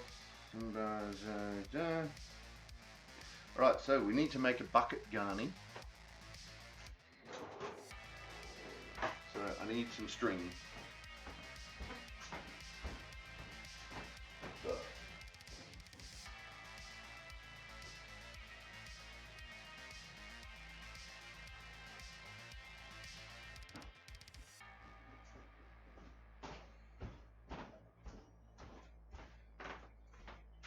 Get some string for the bucket garni.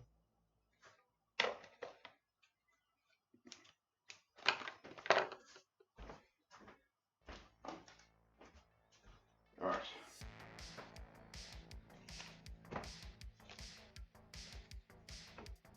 So I'm just going to give these a little rinse.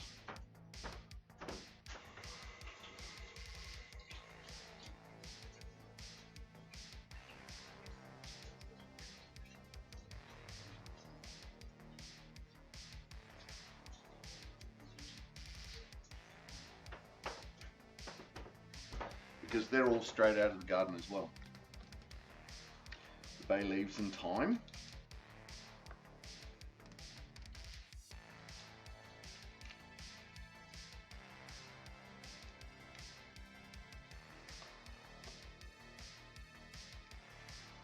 Let's get these wrapped up.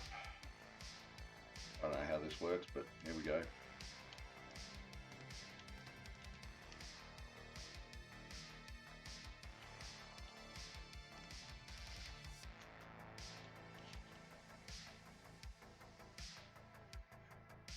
Looks kind of tied up, doesn't it? Alright, maybe we'll just flip that edge over a little bit and go round around there.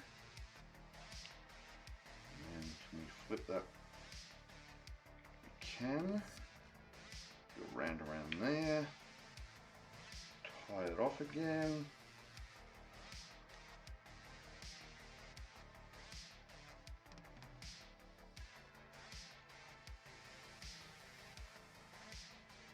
Go ahead and tongue of like that. Alright. Okay, Garni. Look at that. Woohoo. Yo ho, pirates like for me.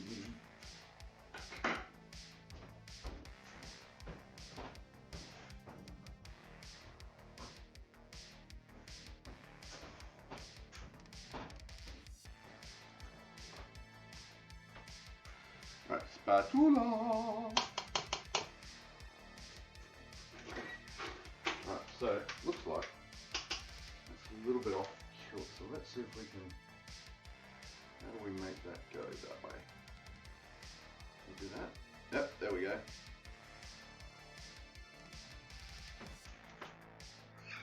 Stop touching it.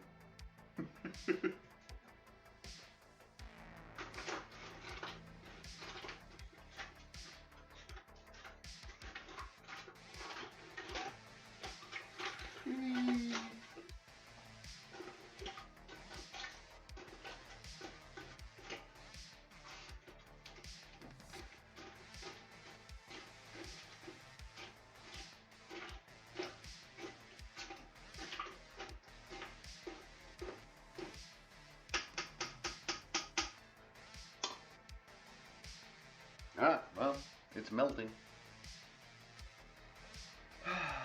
Juicy, juicy leeks. So now it's just a matter of sitting around and doing all the cooking. I admit it, I probably could have sped this up a bit if I'd done that while chopping. So I probably could have put that all in, what do you reckon, I reckon about when I started peeling the spuds. That probably would have done it. Would have streamlined it a bit more. Streamlined.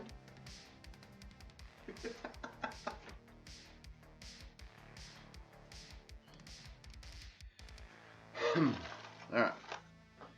So where are we up to? Add the potatoes, broth, bay leaves, thyme, salt, pepper to a pot and bring to the boil.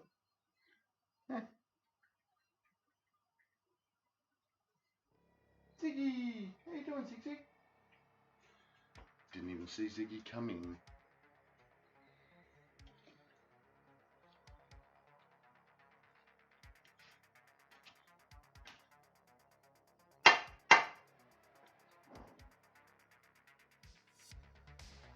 There's a bit of butter left. You can just see sort of just starting to pull down there. A little bit of green butter.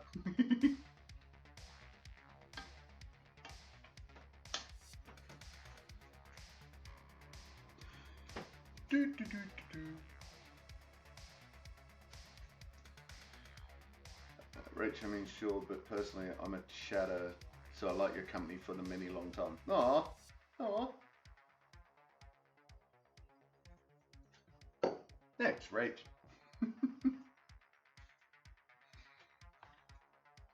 Ooh, a wild starly. Let's see if we can catch a wild starly.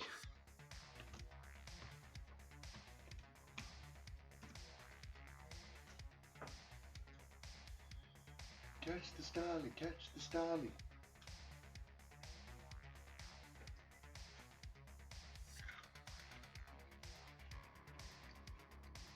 Alright, to be sure, roar taters.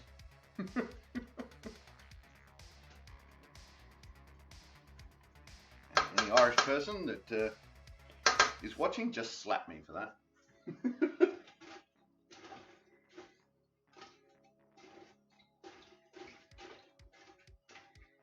Not for the potatoes, for the accent.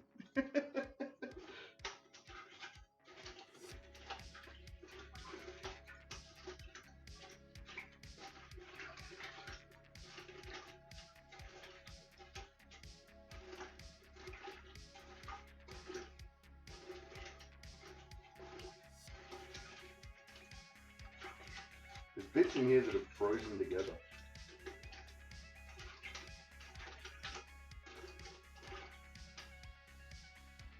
which is kind of cool in a way.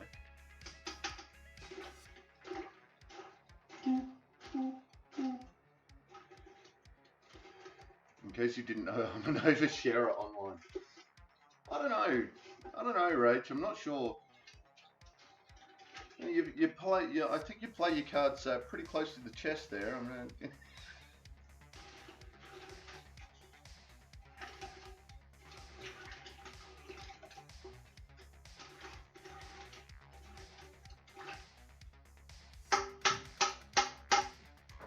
look, I think it's good that people find the stream a place where they can share. So I try to keep it that way.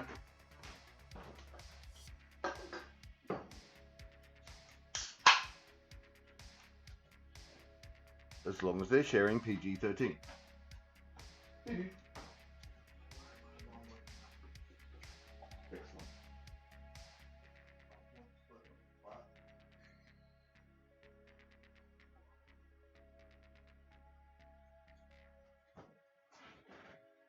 Okay.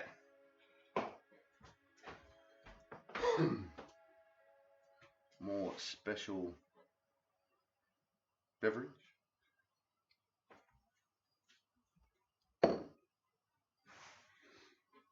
Melt, you bugger, melt. I don't know if you can see that, but there's just a whole heap of condensation on the outside of the on the outside of the pot, because it's still pretty much freezing cold inside, even though we're cranking the heat into it.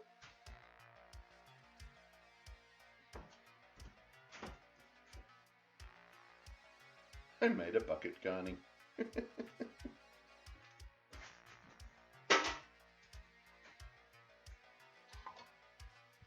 Just throwing things around my kitchen. We were talking about it in Tiger's stream over the weekend, how sometimes we don't want to talk about what's going on because we don't want to be a burden. So I figure if I go first, many people will reciprocate if they need to talk and get something off their chest. Yeah. Yeah.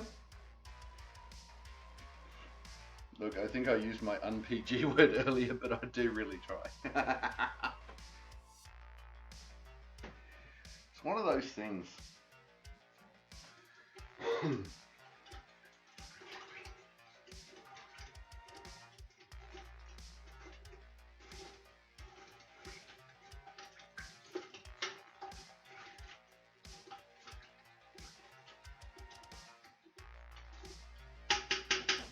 I do find it a little bit amusing that just from a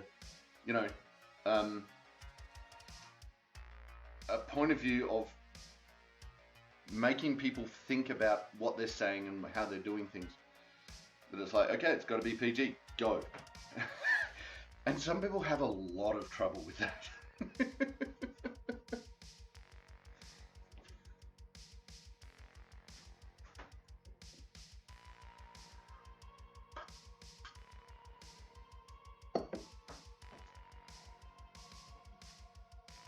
But places like Twitch give you that sort of I'm anonymous place to share.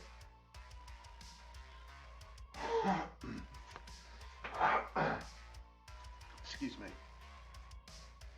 So I use un-PG words sometimes too, but you know, doing everything in moderation. You know? Like, beverage in moderation. I don't know, is it really a cooking stream if you don't have a beverage of some sort? Yeah. I can switch to coffee.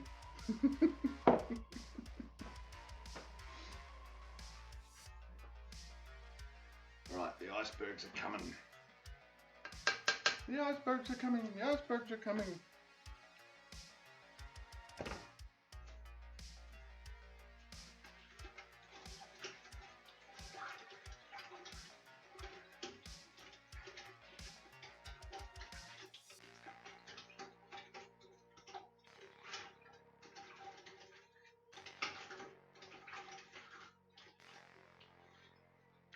I always find it amusing. Chicken broth is so much darker than beef broth. There are some kids out there watching. It's important to know that it's not all sunshine and rainbows, but there is avenues available, and it's absolutely okay to ask for help if you need it. Yes. Asking for help is probably the most important thing. You're flying jack? Okay. I'm unaware of flying jack.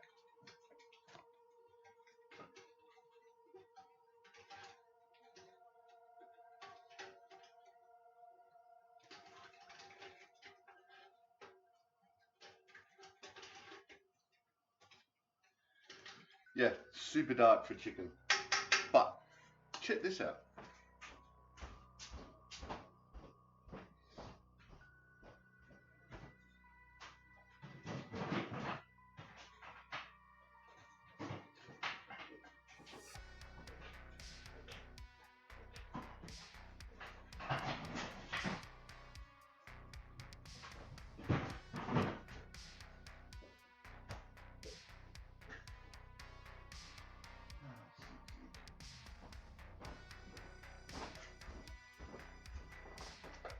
So, beef, chicken. You'd think it'd be the other way around, wouldn't you? But, nope, beef, chicken.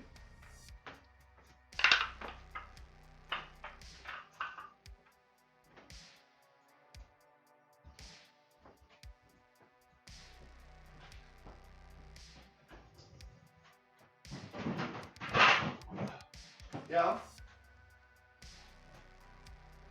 Sorry? Okay. Okay.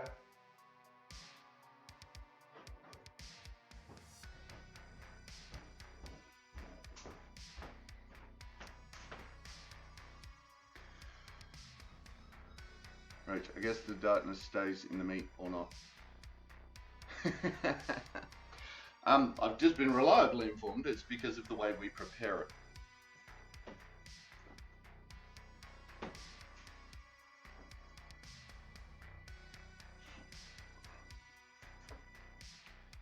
But yeah, so anyway, there you go.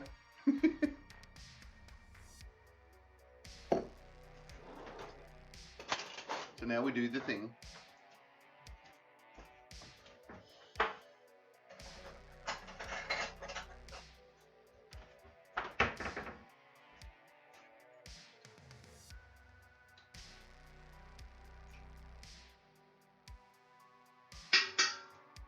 Right, so this is still pretty cold, but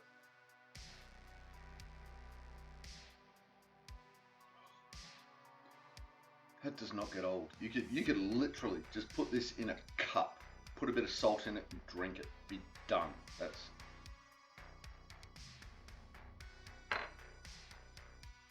That is so tasty. Oh yeah, your theory is awesome, Rach.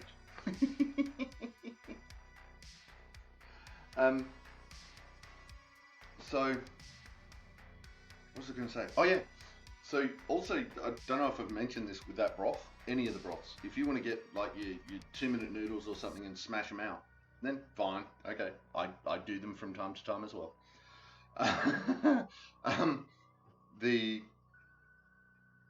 Occasionally I'll do it with the stock. So if I'm having a beef noodles, I'll instead of just putting boiling water in there, I'll boil up some of this bone broth and I'll throw that in, and oh my god, I struggle to get through a bowl of noodles because it is just so full of ness that it actually fills you up a ton quicker.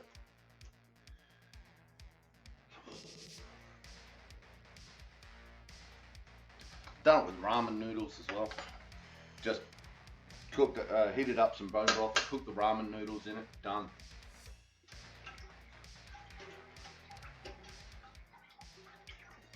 All right.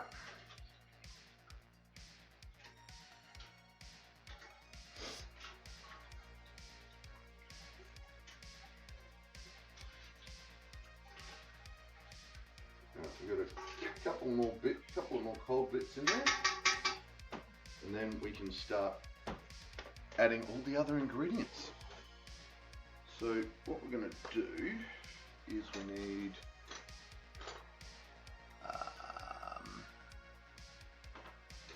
we need 4 teaspoons of salt. So we're going to put that in.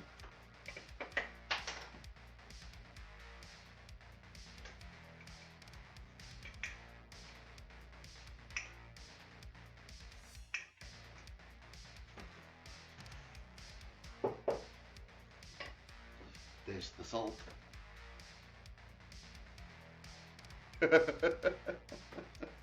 You just need, I don't know. Oh yeah, 2-minute noodles. If you're cooking up your 2-minute noodles, do it with broth instead of water, and it's so much more filling. It's, oh my, tastier, and it's way more filling.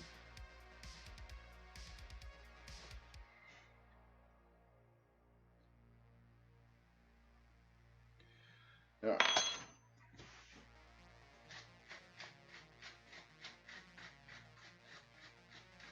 Want like a whole teaspoon of pepper in this, and this pepper grinder isn't exactly the best. So it looks like I'm doing a veritable shed ton of pepper, but I'm actually not.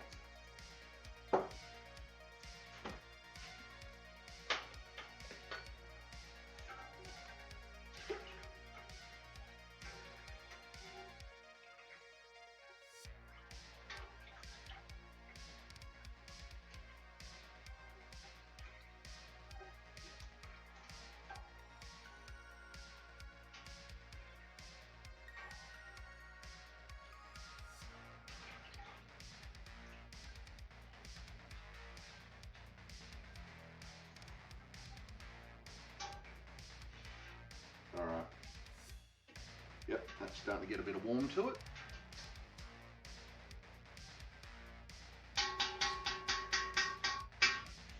Ding, ding, ding. Now, I'm putting everything in. As potatoes, broth, yes. So here we go. Throwing everything in.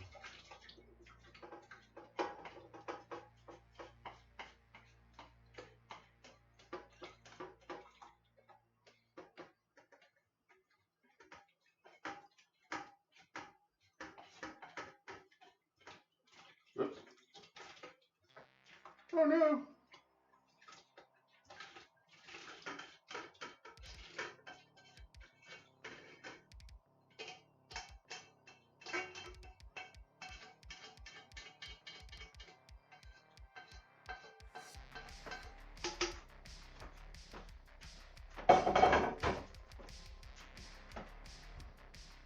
Dropped a little bit. Oh no. No.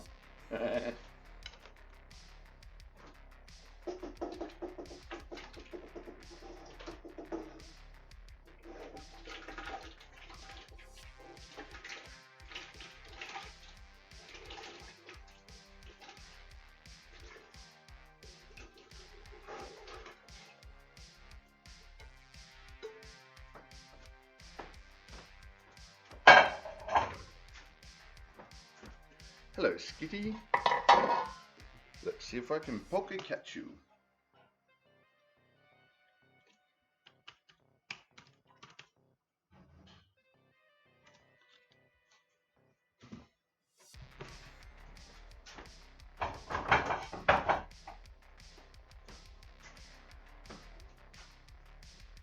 Oh, itchy. Itchy, itchy. Alright, so.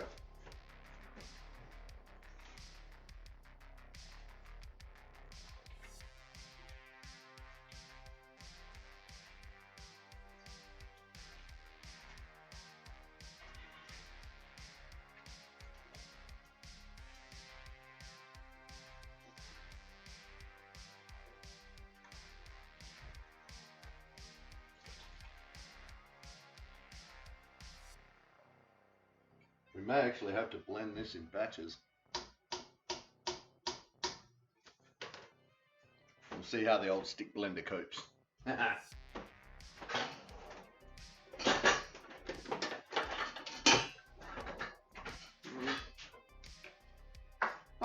should hit the bottom. Should hit the bottom. Excellent. Without enough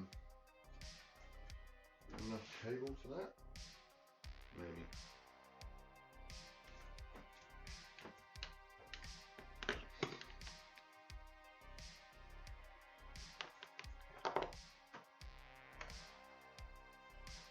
Checking my PowerPoints.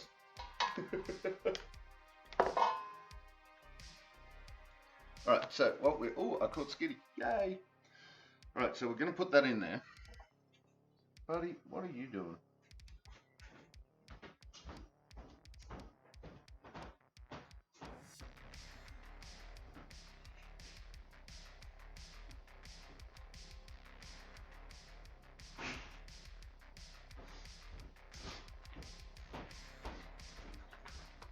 Alright, so that's 3 earwigs that have come out of the mix. Ooh, bucket. Forgot the bucket garni.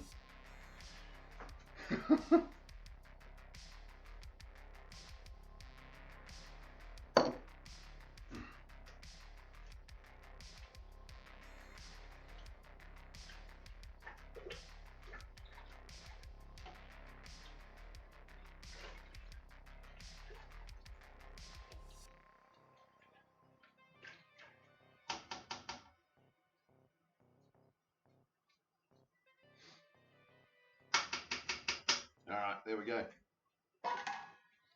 Now let's check if I've done them. Both bay leaves, thyme, salt, pepper, brings the boil. Alright, that's it. Now let's check the ingredients. Butter, done. Leeks, done. Garlic, done. Potatoes, done. Broth, done. Bay leaves, thyme, salt, pepper. Cream and chives for serving. So, I've checked, I've double checked, I've triple checked, and we've got all of the ingredients in the pot. Finally. Finally, we did a recipe where we actually got all the ingredients in that we're meant to. This is enough out of you.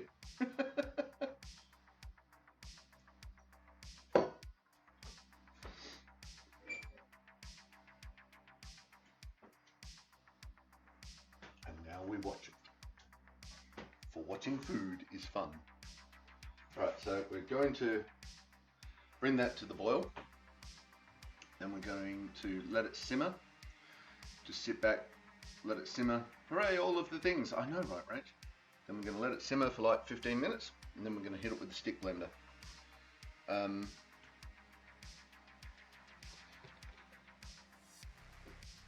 So yeah.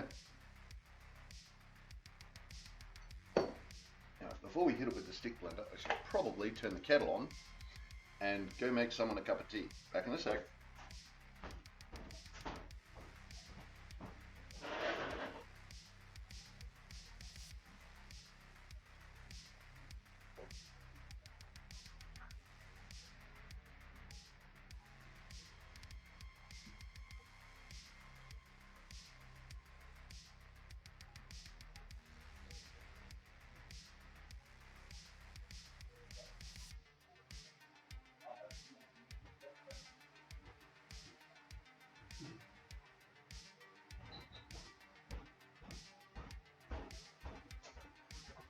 Okay, making a cup of tea.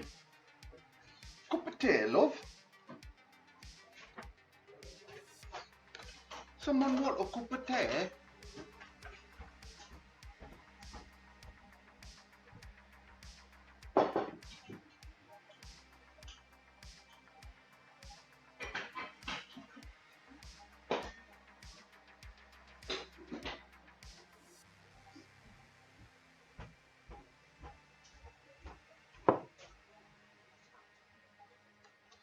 Making a cup of tea.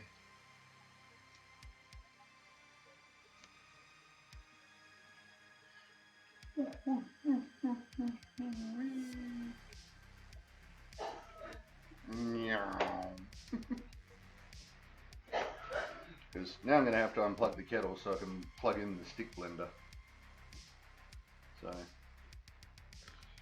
got to get the cup of tea going. Bean, last time I saw her, she was munging out on her food and went in under the couch. Under there? Yeah. She goes up under there. She could be anywhere. And don't worry, the junk room door is open, but the door is closed.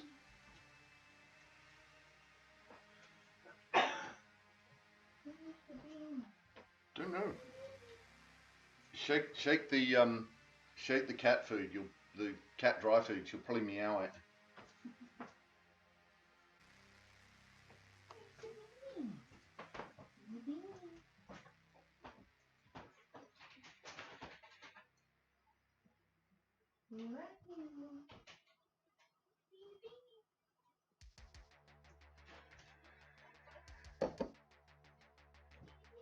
The void bean is AWOL.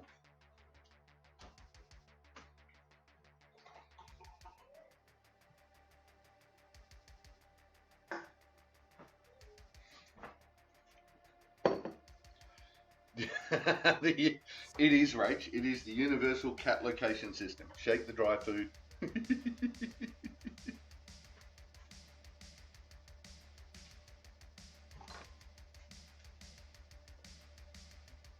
Hey, hello, Bucket Yanni.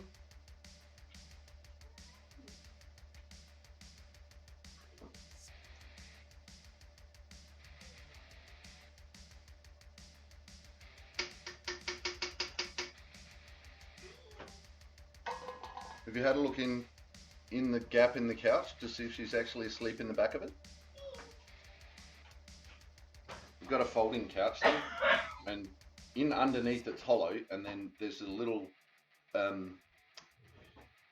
hammock basically of extra material when it's sitting up as a couch rather than a bed, and she gets in under there and then sleeps in the hammock. It's very cute.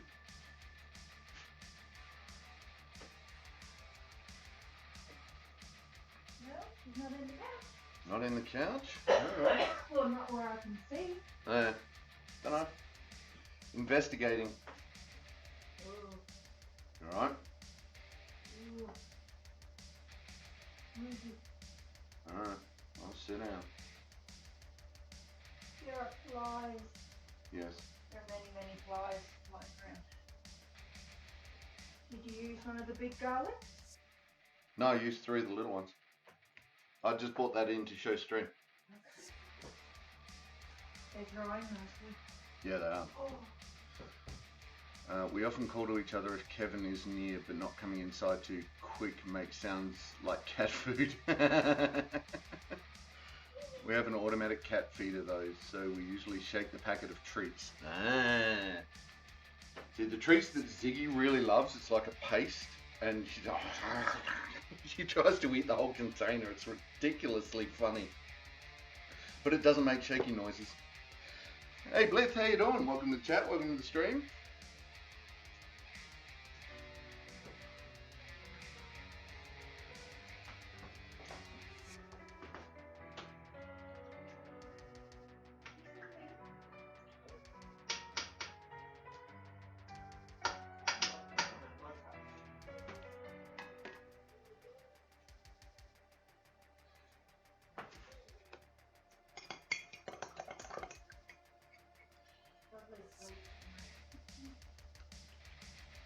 Oh, she'll definitely be asleep somewhere. Bean. She's not running around being an idiot. She's asleep.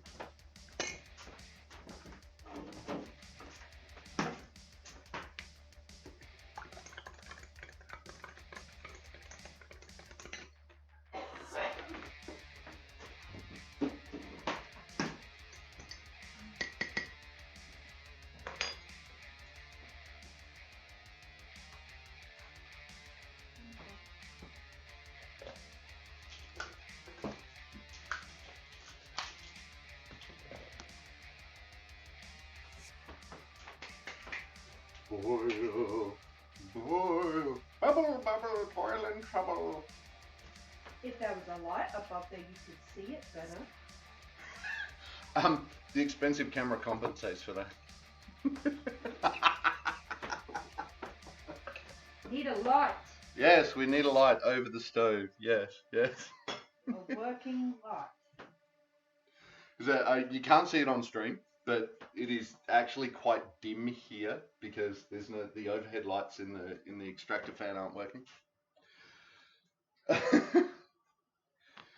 And as some of you may or may not have noticed, I've blocked off the skylight for the streams as well, so we don't get that shine on the cutting board, or and it's not, haloing me.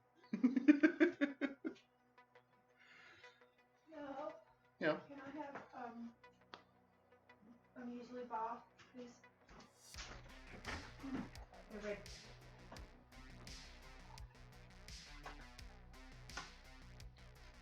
See, this is what happens when you stream in the family kitchen. People want things.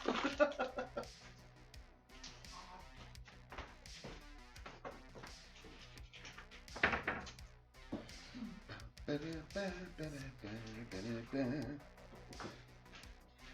do like that entry music. It gets into your head, Blith.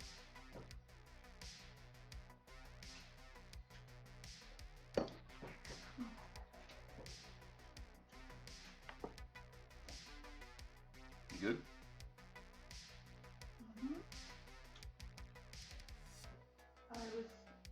We've rerun out of cordial. No. There's not a lot left. Can I have one, please?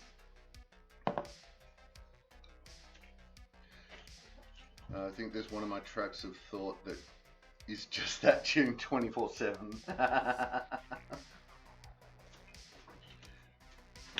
Yeah, I can see that. I can see that would be a thing.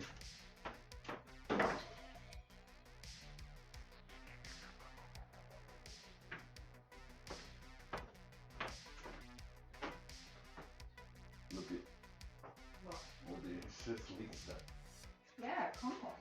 Yeah, it's awesome compost. It gets in your head though, doesn't it, Bliss? It's just like dun dun dun dun dun dun dun dun dun. What'd you do? I made a bed. Okay.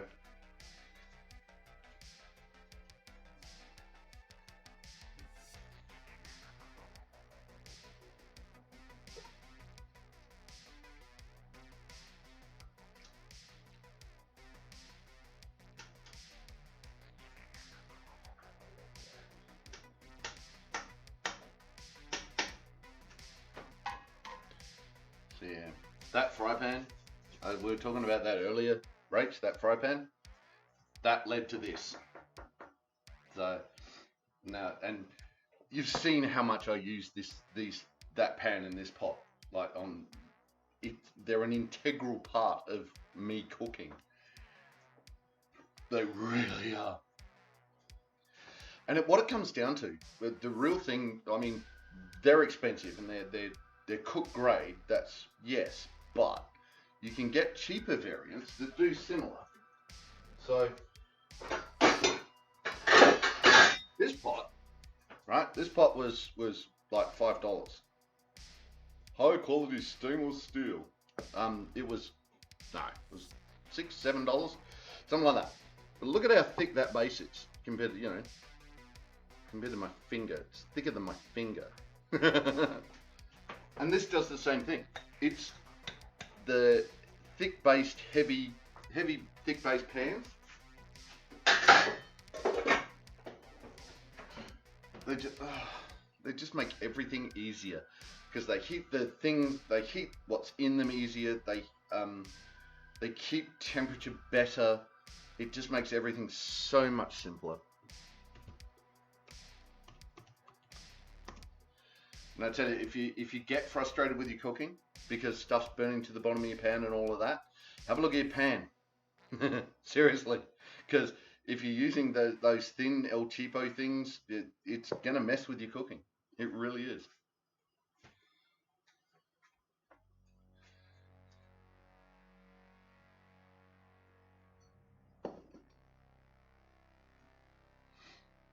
Just gonna mess with your cooking. So yeah, I've gone out of my way to buy some of the kit that I bought is Ulrich, open for sponsorship from Fat Bottom Girls. I mean, fat bottom pans. Yes, yes. Yes, Chef Inox, if you want to send me a whole heap of quality cookware, please do so. I will advertise the hell out of that.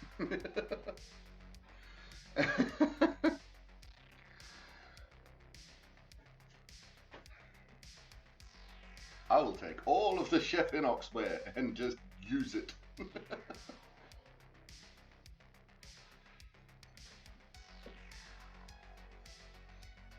If you're not Chef Inox and you want to send me stuff, I will compare all of the things and use all of the things.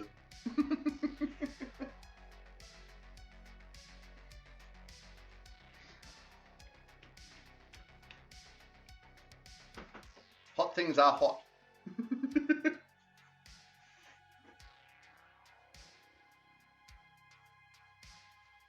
Hot things are very hot.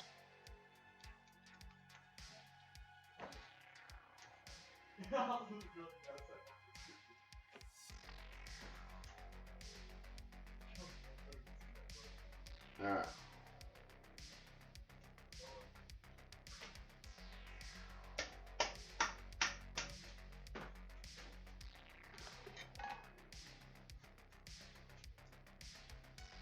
With a food stream, having a deli bird show up was appropriate since it sounds like the brand of pre-cooking sliced chicken. Right? Absolutely. It likes the deli bird.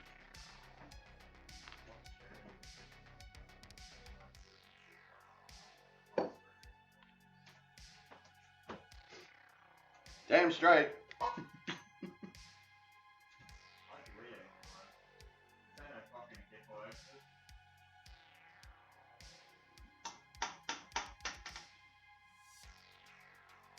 Yeah. I want it to be getting excited. I want it to be cooked. I want it to do the thing. Sandwich bird. Sandwich bird. But it's not a professional chef in a professional kitchen. You're just everyday cobber making normal family meals. Well, yeah. But I mean, you look at a lot of the, gourmet. And it's like, oh, we've got a lavender infused couscous. And it's like, yeah, dude, that's peasant food. That's what peasants eat, okay? And you're marketing it as $5 for this tiny little bit of peasant food. And it's like, no.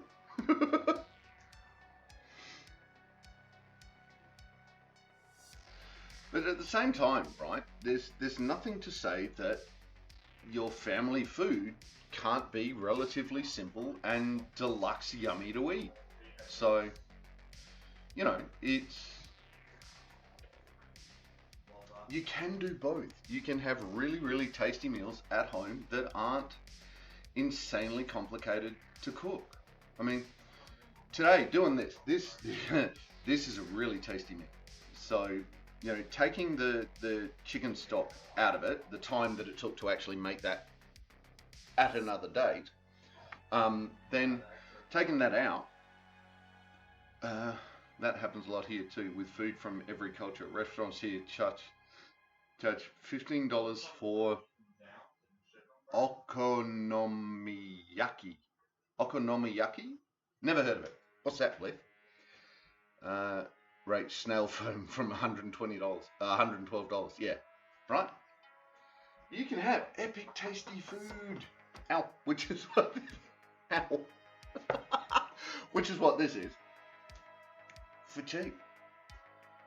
You go to restaurants and they'll serve you potato and leek soup for probably, 4 to 8 times what it costs to make this much of it. Right?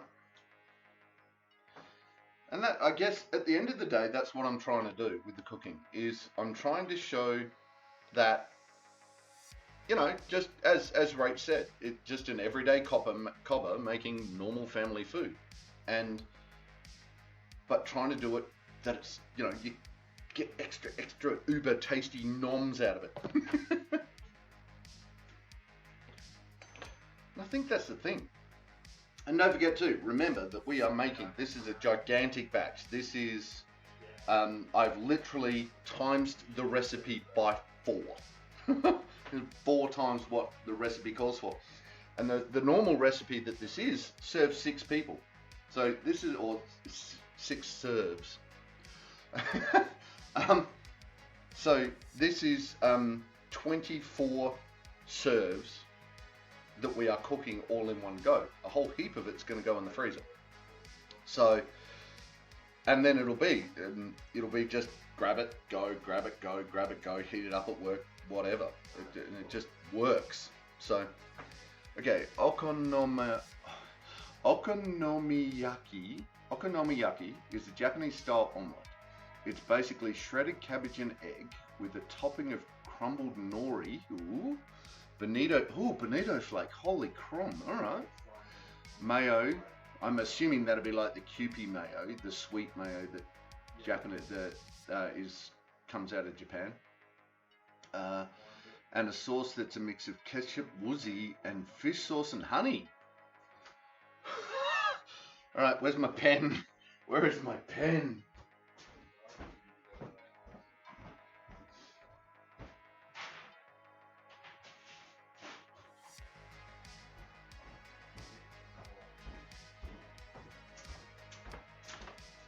Okay, because that's sounding like something I should do on stream. Okay, okonomiyaki.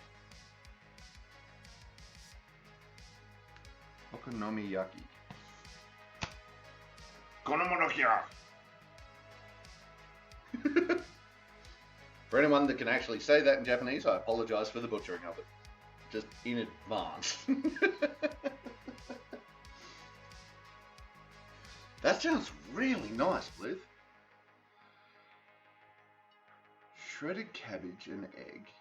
The shredded cabbage, you know, it's sort of like, hey, Karina8811, thank you for the follow. Doing the happy dance, doing the happy dance, doing the happy dance, doing the happy dance, doing the happy dance. The sauce is easy. Hey, Karina, welcome to the chat. Welcome to the stream. How you doing today? The sauce is easy. It's a 5-4-3-2-1 ratio for ketchup, wuzi, soy, fish, and honey. In that order. Okay. I would have thought ketchup would have been lower down the list, but all right. You want to try making okonomiyaki? Yeah, it's sounding very interesting. That it sounds like that could be fun. Definitely worth a go. And I've probably got most of those ingredients. I'm Japanese, it's one of my favorite meals. Oh, nice! Sweet! Well then, I apologize in advance for butchering the name of it.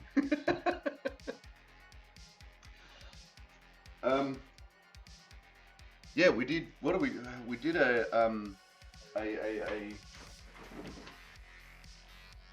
what's it called?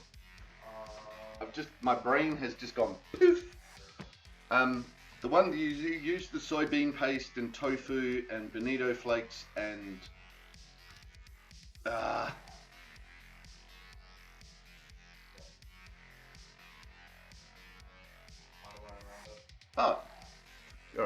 miso. We made miso the other week. Oh, that was so nice. I've got to make that again actually. More miso. Nom, nom, nom, nom, nom, nom, nom. I just make it for me and just nom out on it. It was really nice miso. Well, I thought it was good. I thought it was really nice. So yeah, I definitely want to have a go at that. That sounds really nice. There's a couple of others that people have asked for that some of it has chili, and so I'm allergic to chili. Like someone last week I think it was asked me to have a look at kimchi, and that looks very interesting to try and make kimchi. It's not the 6 month in a pot underground version, but that's something I probably will not be taste testing that one, being slightly allergic to chili as I am. But the rest of the house can eat it, and I'll see if I poison them with it. But yeah, so okonomiyaki. That's good. New foods. I get to try new foods. This is kind of cool. But this is one of the reasons too why I don't particularly go out to restaurants. Is because I'd read okonomiyaki. I'd read that on a menu, and I go, yeah, whatever. But it's an omelette with egg, cabbage, crumb nori, bonito flakes, and all the other stuff. It's like, yes, please. I'll eat that. It's weird. I need a translator when I go to most restaurants so they can explain the menu to me. Rich, I'm not sure if that's a serious suggestion since they wanted to put it in a cheesecake. No, they wanted to put the sauerkraut in the cheesecake. Sauerkraut cheesecake. And I'm like, maybe not. But having a go at kimchi, why not? Boil.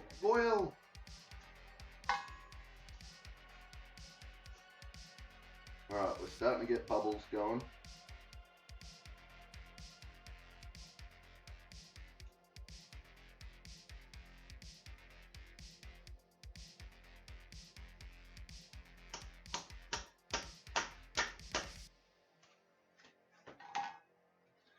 Miso.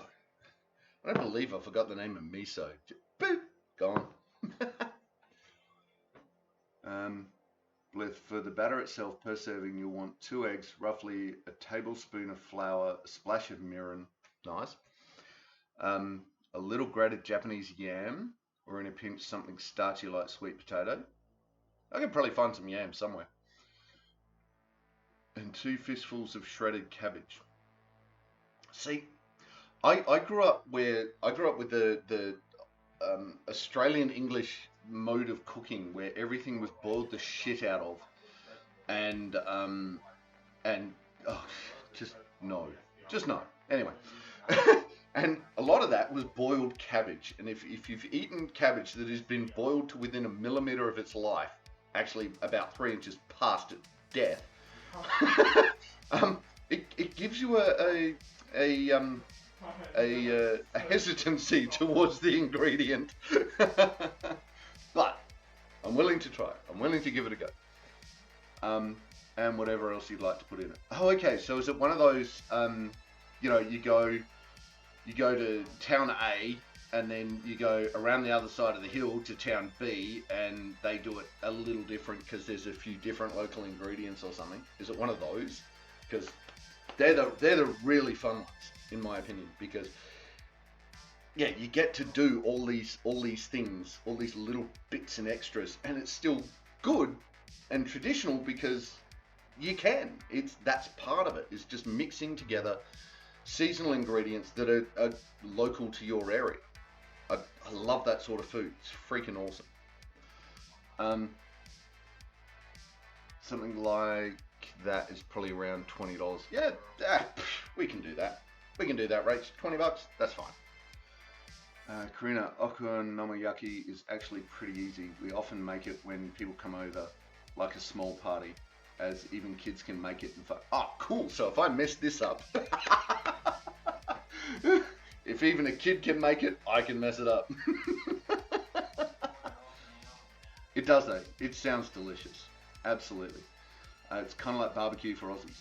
Yeah, where, you put whatever you want on the barbecue and you serve it up. Absolutely. Oh, if it's that sort of thing, bring that on. I love that.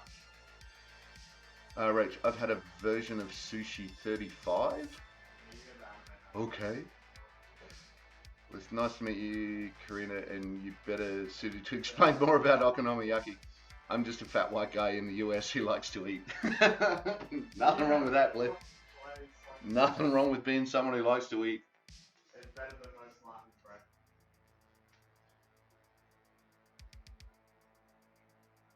Some of my favorite chefs are fat little white guys who like to eat. Like Antonio Carlucci. It's like, Reach, no, I mean buy in a shop, probably about $20 for a serving in a restaurant. Oh, okay. Yeah, right. I have it written down, so okonomiyaki. We'll see what I do to that.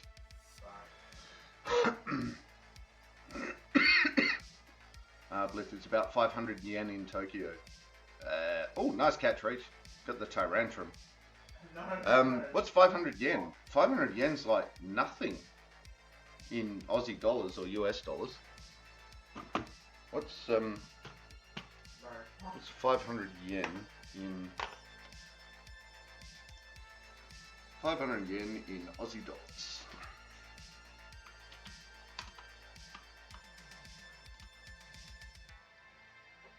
Uh, 500 yen to Aussie dollars is just shy of $6. So 500 yen is $5.39 Australian. So pretty much nothing money. Oh, look at that. We've started to boil. So now, bring this down to the simmer.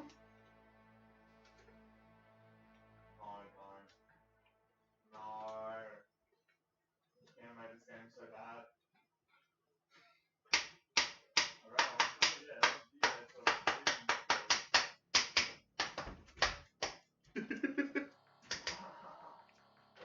Right, turn you down, cover you up, and now we let that simmer for 15 minutes, I think. Al?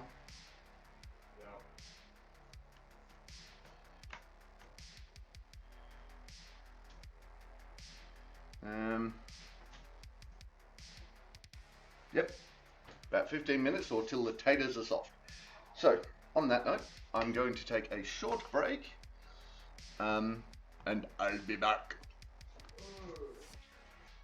And we're back. What did I miss? What did I miss? What did I miss? Karina, it takes a bit of time for the ingredients preparation, but when all the ingredients are ready, chopped up, we bring them over to the dinner table and make it right on the table, then eat. Oh, wow. Yeah, nice. Nice. Right, Sushi 35 is a place. It's the closest Japanese restaurant to me. It's a sushi train setup. Oh, nice. Our favorite has just moved, and it seems to be not quite as good. It's called Benki Donkey. Benki Donkey, and they do these insane bentos that are just flavor country. It's just deluxe. It's not cheap, but it is really good food. My favorite place didn't survive the first run of lockdowns and closed permanently at the end of 2020. No! Yeah. That's got a bit too much kick to it. Let's turn that down a bit. You're meant to be simmering, not boiling in there. So, yeah, it's kind of a catch-22 with the whole places shutting over COVID, because it's one of those things that I firmly believe that if you fail in capitalism, you die. That's the end of your business. That's how it should work. Now, that said, Harvey Norman getting what was it, like $2.5 billion that they didn't deserve, and then being told that they didn't have to pay it back when little businesses like this are going out of business, just infuriates the living hell out of me.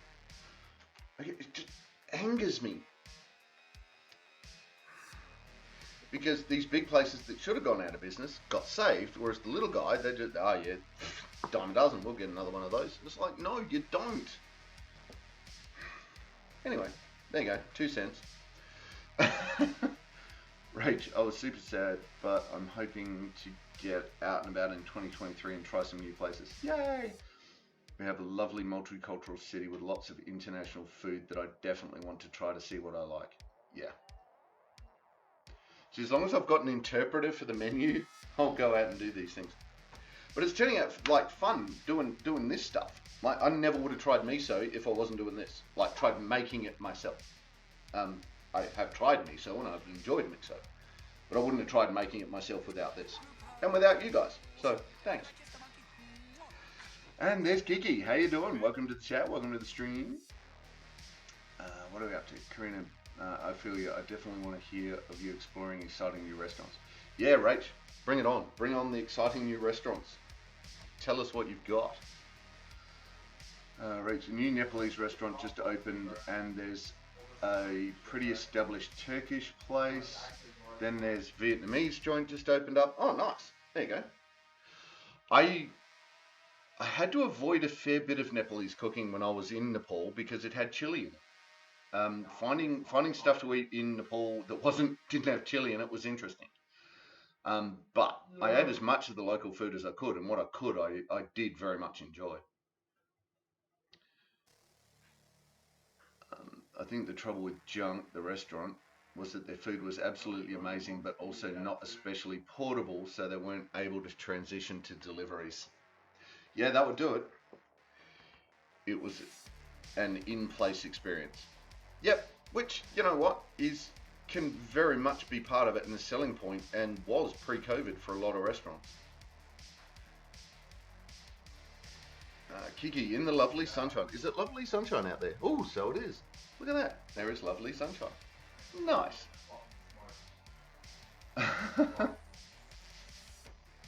Hold that for a sec.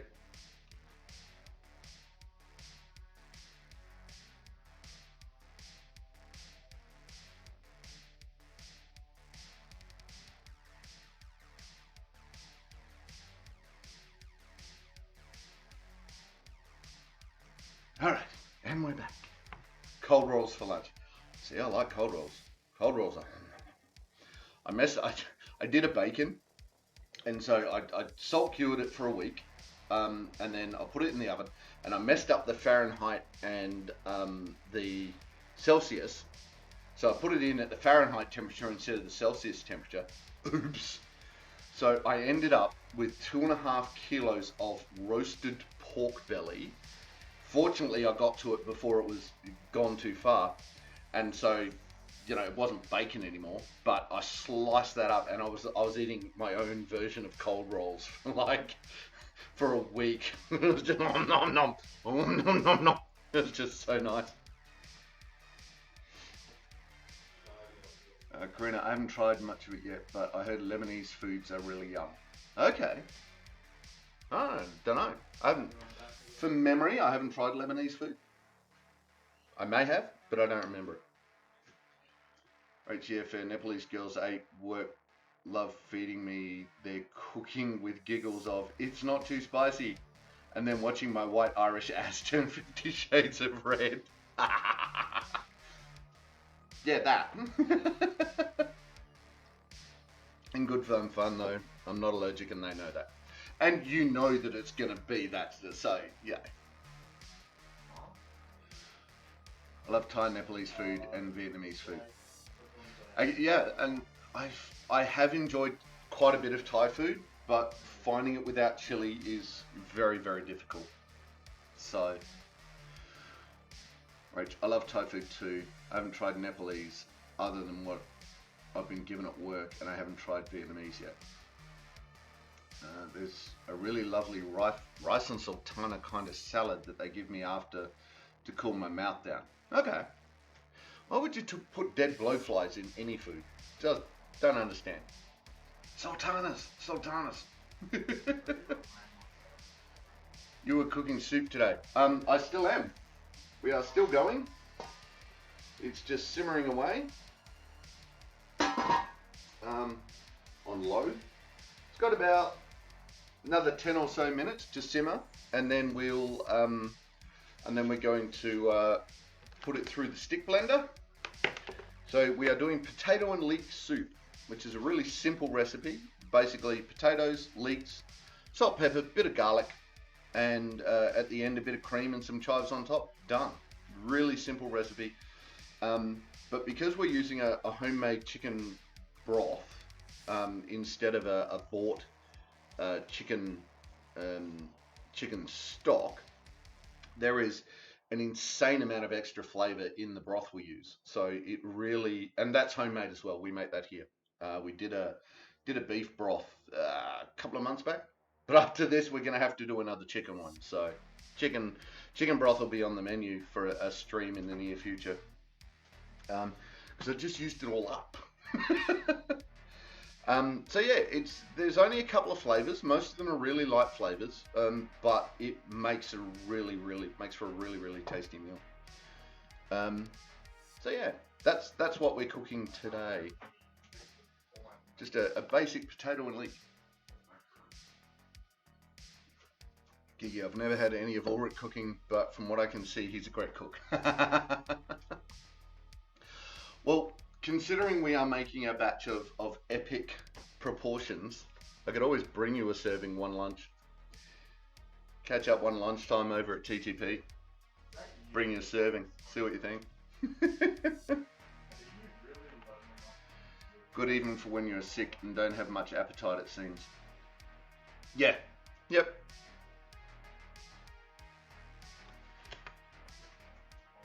Yeah, it's, chicken soup. I mean, that's the universal get healthy, isn't it? I think every culture has come up with eat something chicken soupy when you're sick.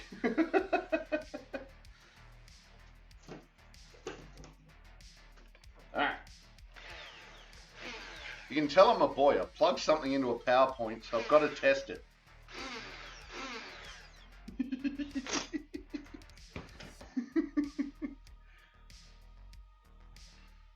Ooh, wild minor.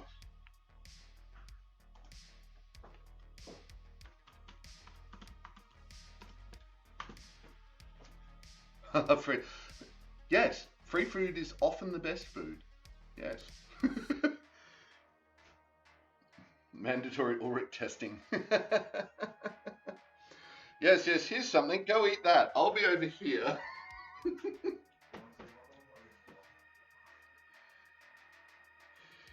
I do have cool drinking tools. Oh, cool cooking tools. Yes. And it's, for me, that's having the right tool for the right job in this makes cooking fun. That's what makes cooking fun for me. Free coffee, free food, make Kiki happy. This is true. This is true. I like having all the things. I gotta tell you though, for those who weren't here earlier, the Mezzaluna, right? It's just a little double-bladed knife that I use for like doing garlic and finely chopping herbs and stuff. I love this little knife. I love it. It is so much fun.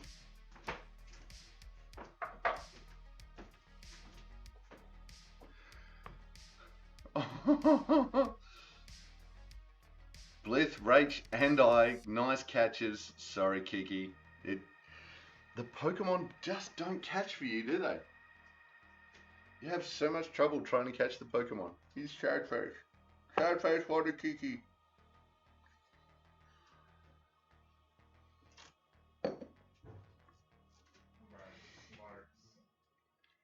It's just no luck. That's discrimination again. No, if an APOM comes on and you don't get the APOM, then yes, that's discriminating against monkeys.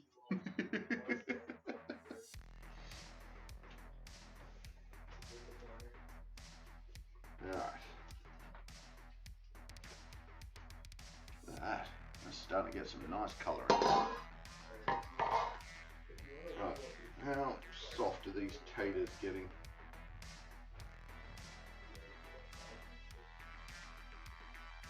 Well, I can mash it with the spatula, so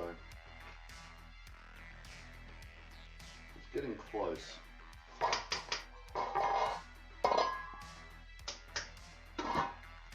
So I'm going to leave it in there for a couple more minutes.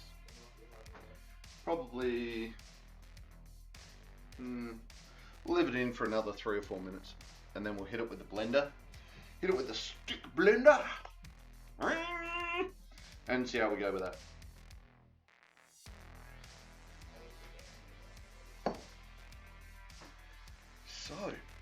almost there.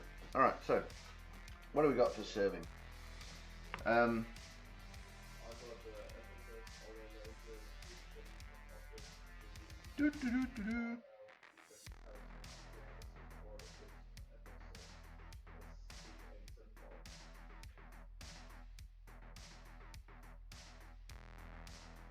Doesn't tell me how much. Well, it says put in a cup of cream for 1 cup for 6 serves. So I'm gonna go season to taste with the cream. We'll go season to taste. And you need Akira. You need to meet Akira. Oh right, yes, I do. I haven't met Akira yet. I do need to meet Akira.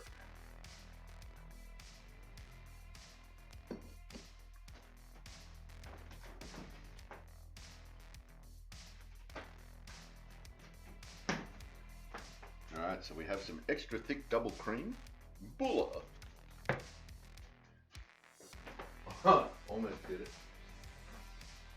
Alright, a small bowl for serving. We have our chives that we should probably... Now, if you missed it at the start of the stream, these are garlic chives.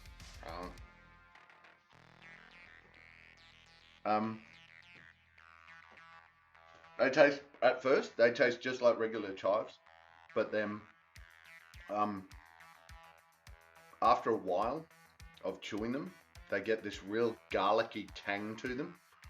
Not overpowering or anything, just this little hint of garlic, and you just want to keep chewing it because you get more and more of that, you know, not a bigger amount, but a longer lasting garlic flavor. It's nice. Rach, just got my Twitch recap and you'll be shocked, I'm sure, to know that I was in the top 1% of chatters in your stream. Really, Rach? Really? I was top 4% for Mackie, top 3% for Tiger, I think top 7% for Fire a Broadside, and top 10% for Nightmare.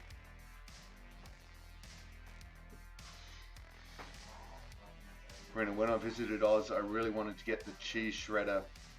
It looks, what, like a cheese grater? You mean one of these?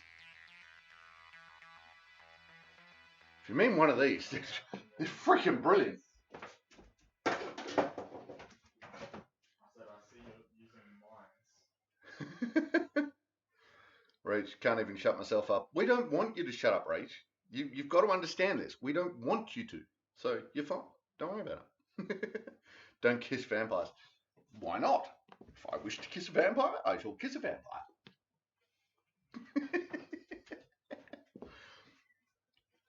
Rach, I'm top 1%, you and Mackie, top 2% Tiger, and top 3% for Fee. Nice. Nice. My friend said it's not even expensive and lasts for ages. Yeah, I know, Kiki. Yeah, Karina, absolutely. They're a couple of dollars. It's, and, well, this one, I think it's that one. Yeah, this one's mine. And I've had this grater since for,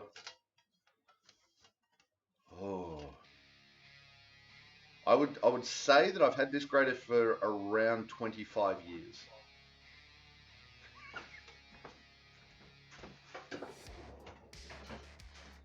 They're freaking awesome.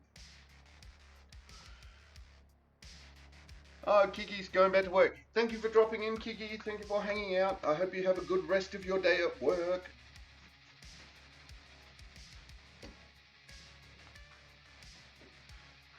Rich, ours watch 542 messages sent, 11,621.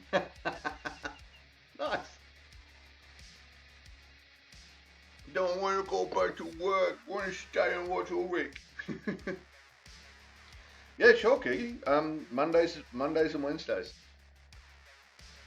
That's what I've got. Let me know.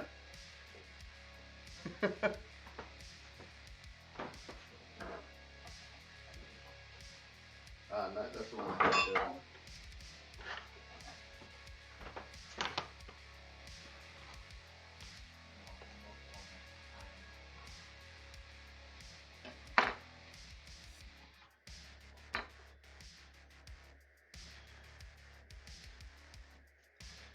Karina, we don't really see that style of graders over here. They would do a way better job. Well, you know, we have the interwebs now.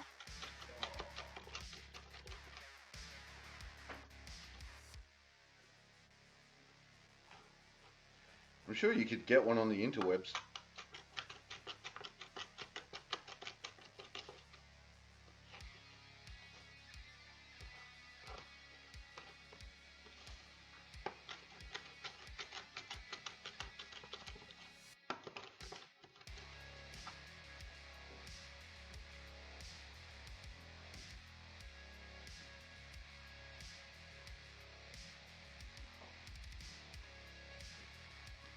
You just have to make sure they dry properly, because otherwise they can rust pretty easy. I've never had one rust, right?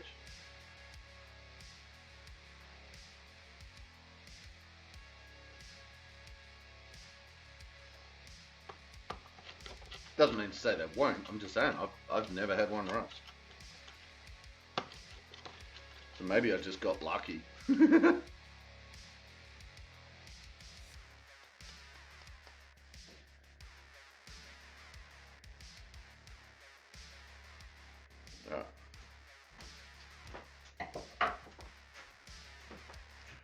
There. Nope. That's not going to work. Let's use this.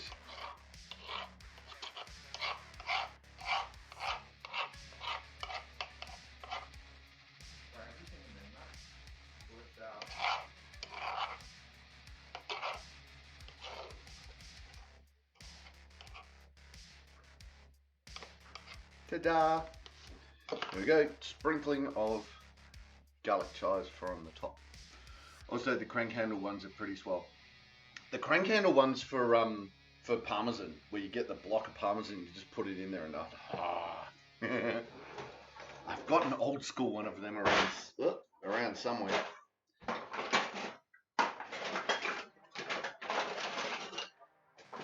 No, I think it was actually my grandma's. You put it.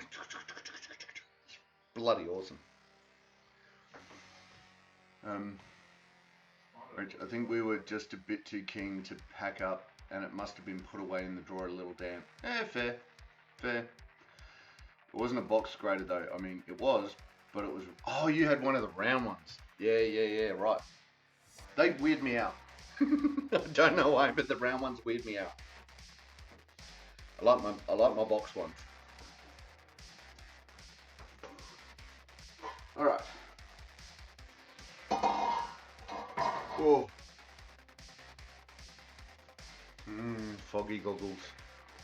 Right, that is starting to smell really freaking nice.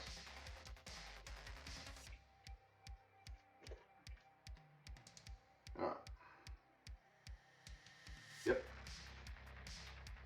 Right, so now we find the bouquet garni. There it is. Found it. Hot things are hot. Damn it. Come here, hot things.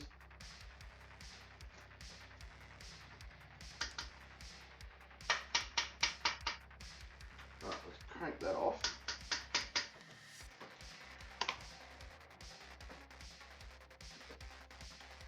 I don't. Oh no, I've seen them, Rachel. I've seen them in kitchen shops and that. Karina, there's a round style grater. Yeah, it's like. It has all the different grater bits on it, like the box one does, but it's a cone, so it starts small and gets bigger and bigger, and then you just turn it around and you pick. It's usually got that sort of handle on the top, so you can hold the handle up the top and you just spin the cone around to whichever grate you want. They're the style I've seen. I just find them weird. There's no logical reason why I should, but I do.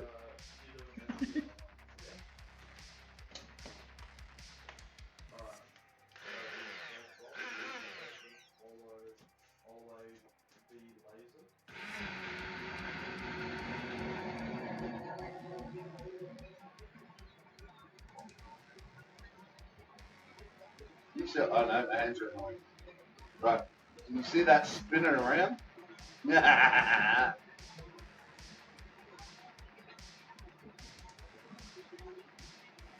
But ours wasn't that fancy. It was just a upside down cup shape with gradient. Oh, okay. Yeah, right.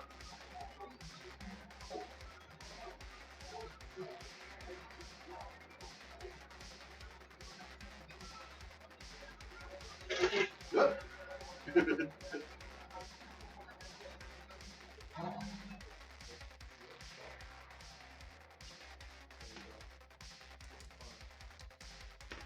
Ooh, creamy.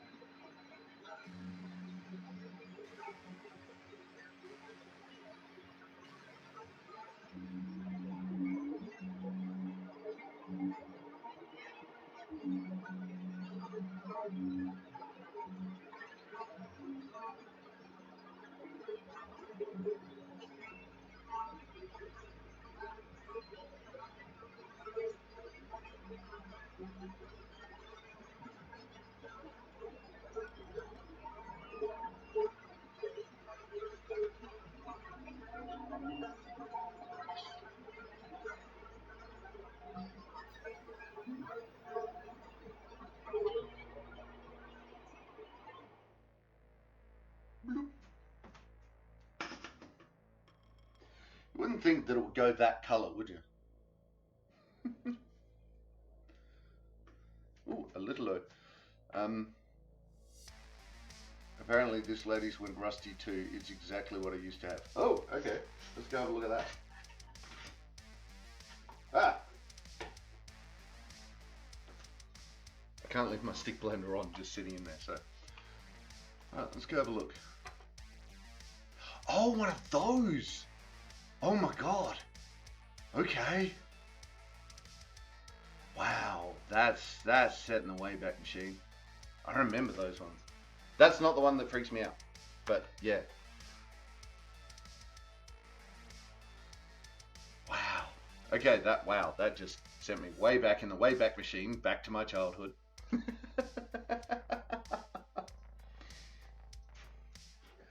Made in Australia and all. Yeah.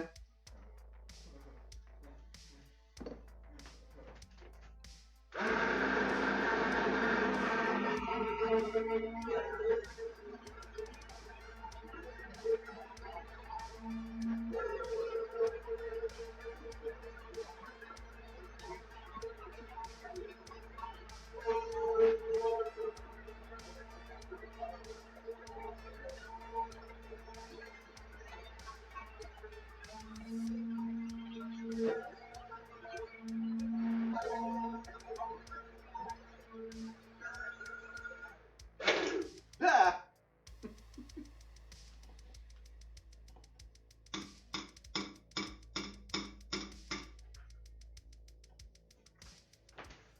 We'll put that on there for now. So now we check the consistency.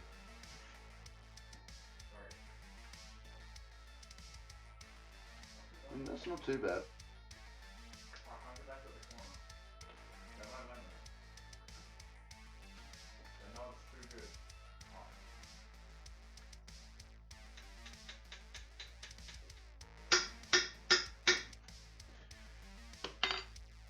Alright, here we go. Little base taste test.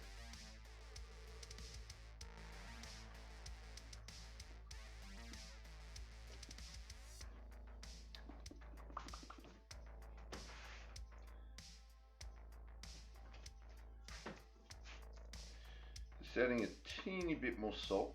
It's got, yeah, hang on. There it is.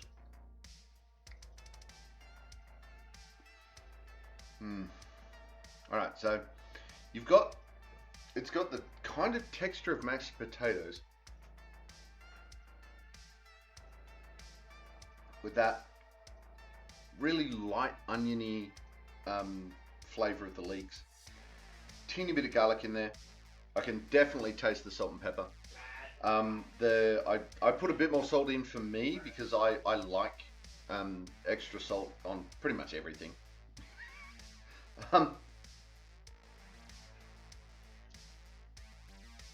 But I think that's a good that's a good level of salt to begin with, just to cook with, because the lick the bowl. Life's too short. Lick the bowl. I think that the, what do you call it? I think salt and pepper is putting it in your thing is good, but having it less. If people need to add a little bit more, just a little bit more, I think you've got it right.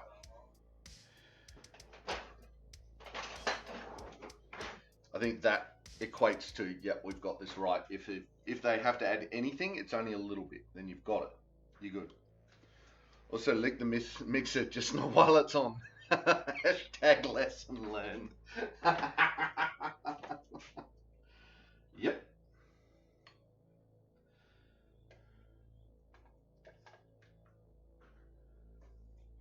All right. Now,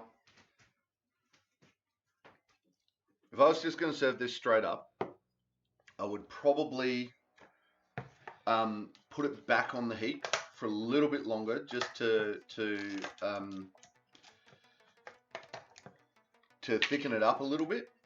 But because the main purpose of the bulk of this, because I mean, it's full to about there in this. So there's nearly 10 liters of soup in that pot right now.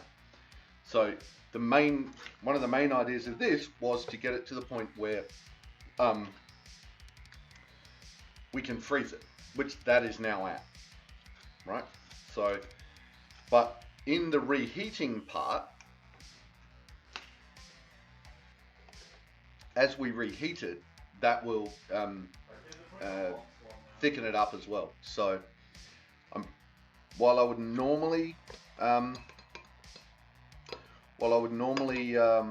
do this a little thicker if I was just going to serve it up, I'm not this time. So I've just put some double cream in. And you can see I'm mixing that through. That's coming up nicely. I'm going to put a little bit of extra salt in. So, because I tried it earlier, always try it. Always try your food before you put extra salt and pepper on it.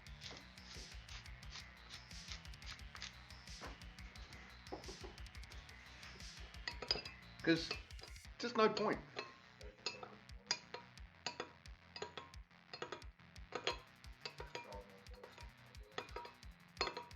And I don't mind it. Obviously, I've seen people put enough pepper into this sort of soup that it goes grey. Okay, dude, that's your choice. Then fine.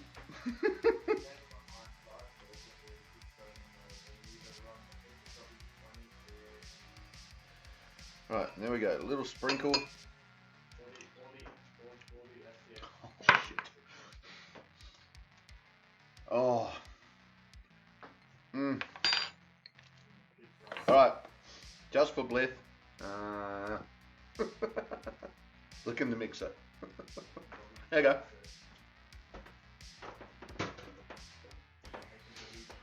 No, detached it from the power source first.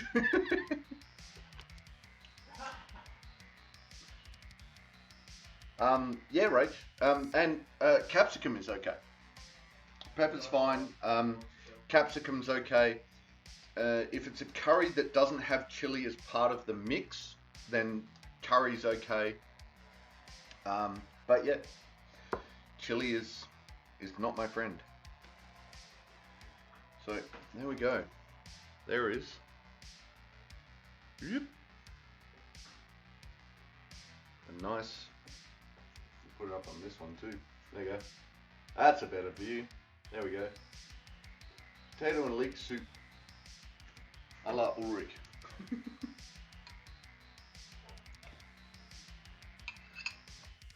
And straight into my beard. You could literally drink this with a straw. I'm telling you.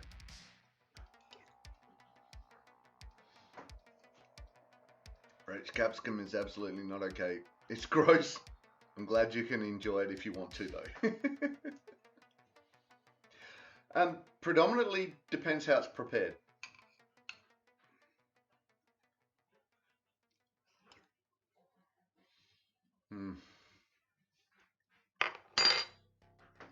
Why spoon it? Just drink it straight out of the bowl.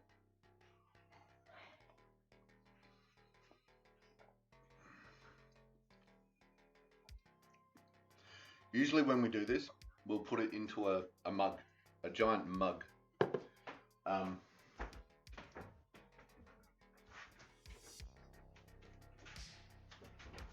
It's totally AWOL. No.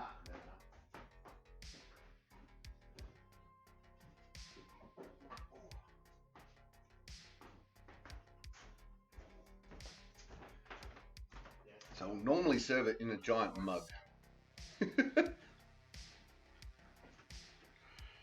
Yes.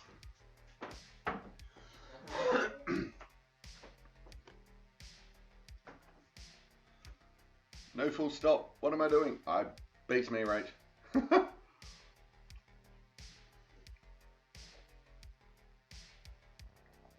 Nah, socials doesn't work on this one. I haven't updated the Streamlabs chatbot on this one. Socials works on my Tuesday, Wednesday, and Friday streams. Doesn't work on the Wednesday one yet because I haven't fixed it. The socials command on the other one that gives you Discord and YouTube straight up. I've just combined them on the other because I'm streaming on 2 different computers.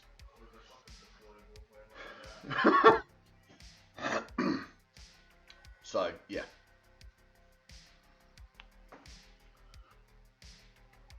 So yes, there's Discord and there is YouTube.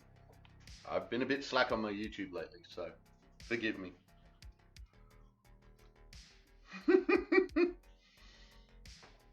Okay, that it only listens to Rach is weird.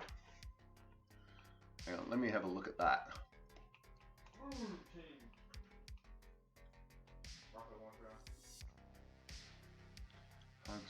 Oh, okay. I've got them set to moderator only. So let's bring that up as...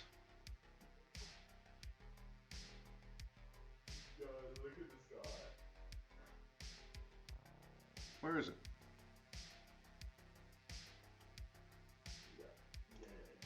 No one? No.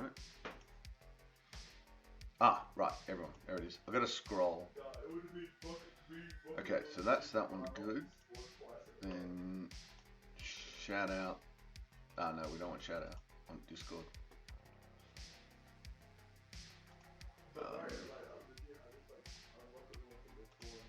There you go. They should now work.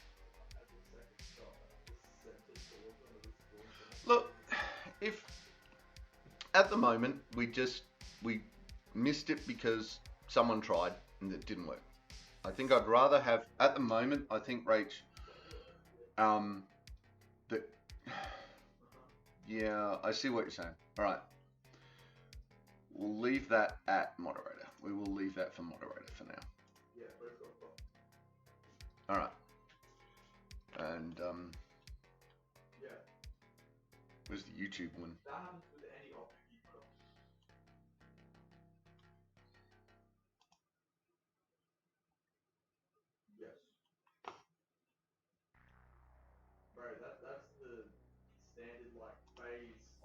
Alright, we'll leave that at moderator for now. Because it does come up every now and then anyway, so... Alright.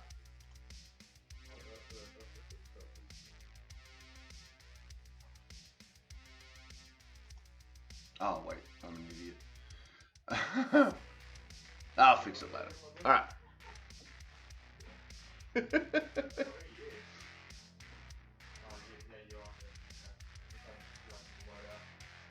Yeah, they are mod commands.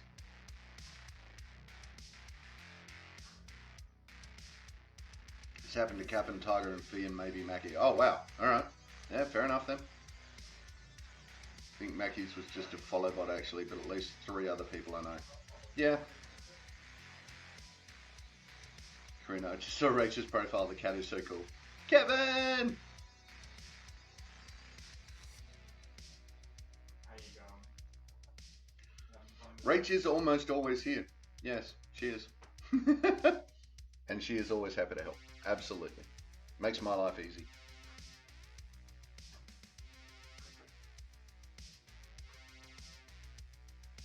Yeah, all of the kitties have disappeared today. Don't know where they are.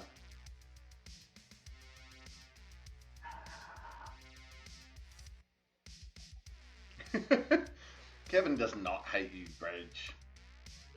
She's fine.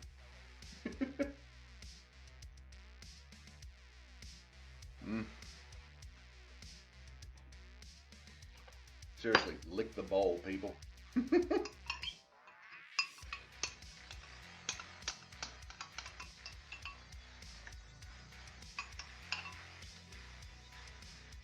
See, I just have lunch at the end of stream.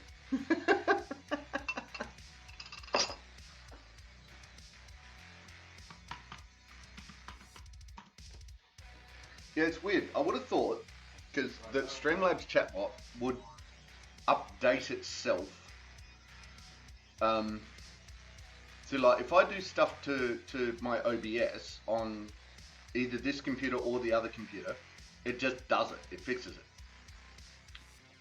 Does it? Maybe. Maybe not. I don't know. I don't know. Now I'm second guessing myself, so I'm not sure. Right, it's really horrible that we have to protect ourselves from nasty idiots, but you have such a beautiful community they're worth protecting. Absolutely. Yes, Rach. But I have people like you know, that if it gets out of hand, you just drop the hammer. It's awesome. One of Mackie's bots, his quote one just leaves chat all by itself sometimes.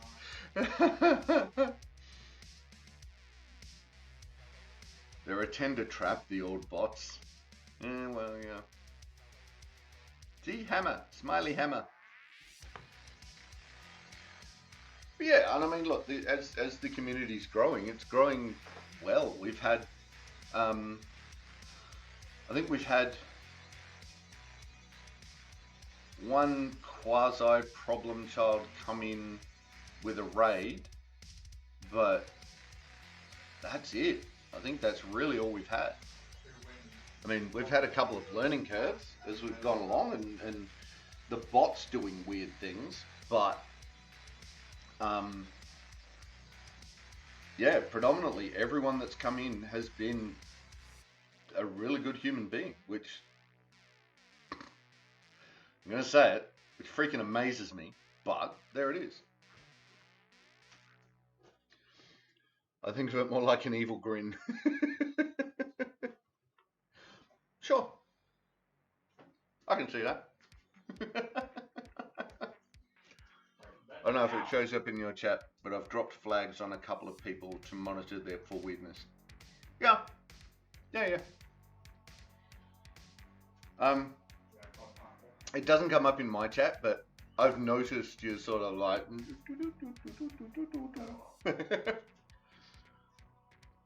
There's been a couple of incidents that have been just the way, like the one with Emerson, where he was trying to, I said,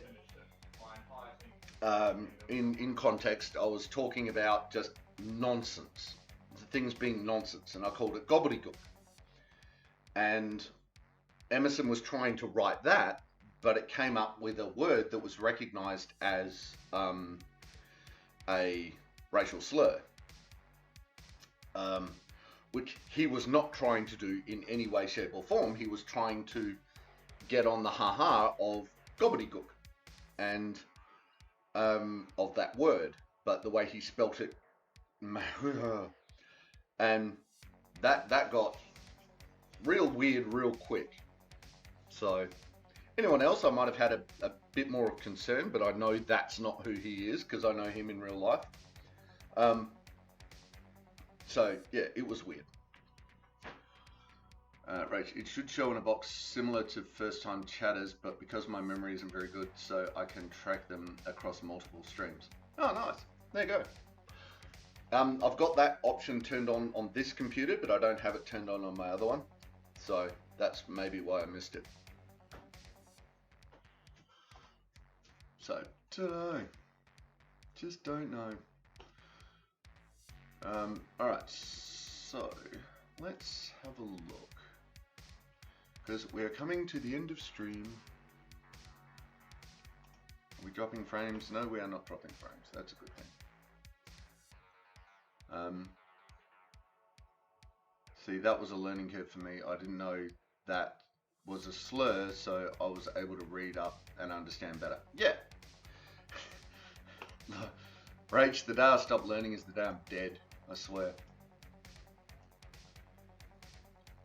I may not learn something every day, but I try to average it out that I've learned one thing per day. Alright, so who have we got on? We've got... Ooh! Doctor Who? What's Nightmare playing? I don't know what Nightmare's playing. Ooh, Toast is on Raft. I like Raft. I do like playing Raft. Alright, let's go have a look at what Nightmare's doing. We'll get through his ads. Ooh. What is he doing? Doctor Who, The Lonely Assassins? Okay. I don't know what Nightmare's playing, but he's playing something. So we're going to, we've done a couple of updates on this computer in the background, so we're going to go see if we can raid Nightmare. So it is a mature audience, he does mature audience stream. So if you don't fit that category, I apologize in advance.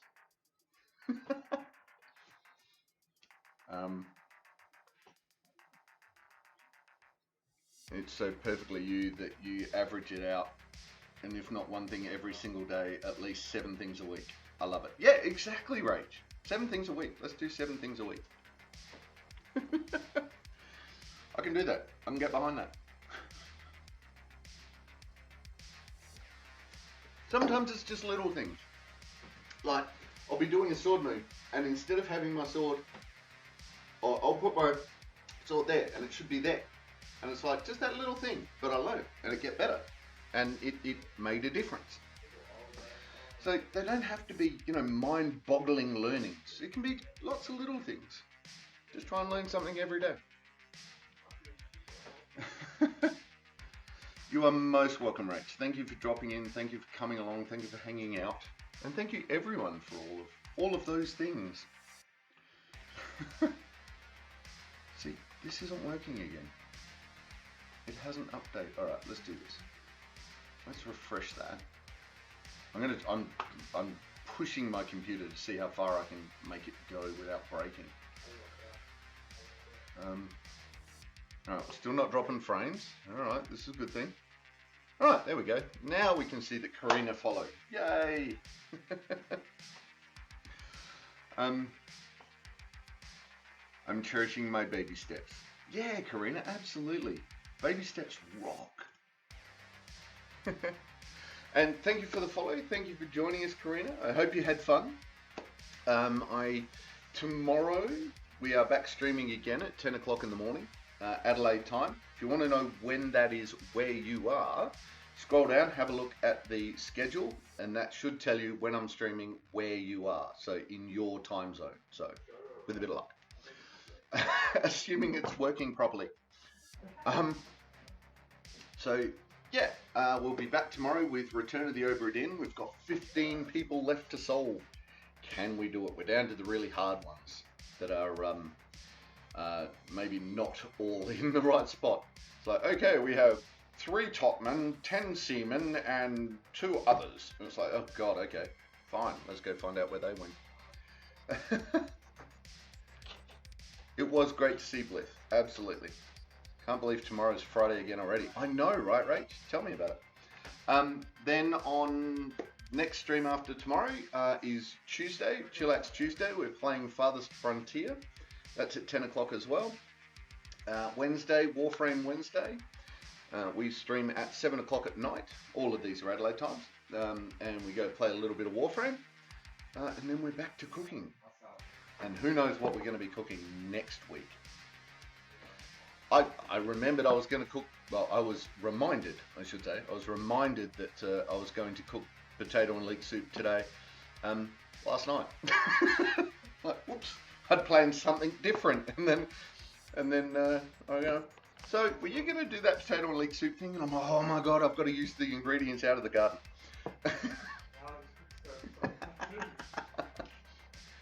Dilbert, I tell you, Dilbert.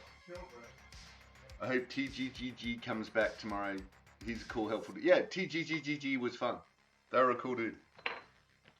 Alright, now let's go raid. Let's see, I'm going to see if we can actually raid. Here we go. Oops, let's spell it right. I'm going to try and spell their name correctly. Knittemare.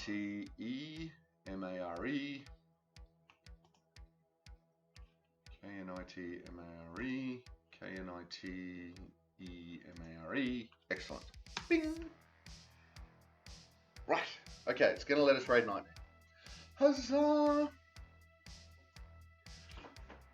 Rach, oh yes, IRL streams are definitely on the to-do list. Right? Absolutely. We got to do that. Okay, so we're going to go raid Nightmare. He's a really fun streamer to watch. If you can, throw him a follow, because follows are really cool. And they mean a lot to streamers when we get follows, and they're free. So, you know. So what we're going to do is we're going to do a little message of Ulrich raid. So you can copy and paste that one as we jump into the raid. And yeah, so we'll go from there. So signing off, ladies, gentlemen. Whoop. Rach, if you're in the Discord, Karina, I'll happily show you some stuff. I don't stream, but I can send some pictures. Nice. Yay. So, ladies, gentlemen, and everyone in between, that was a stream. So, take care of yourselves, take care of each other, have fun, and I'll see you next time. Bye! That's it, man. Game over, man. It's game over. Don't forget to check the description for any links I may have left there. If you like the video, please press like or subscribe to my channel. Next video in the series is up here. Until then, stay safe, have fun.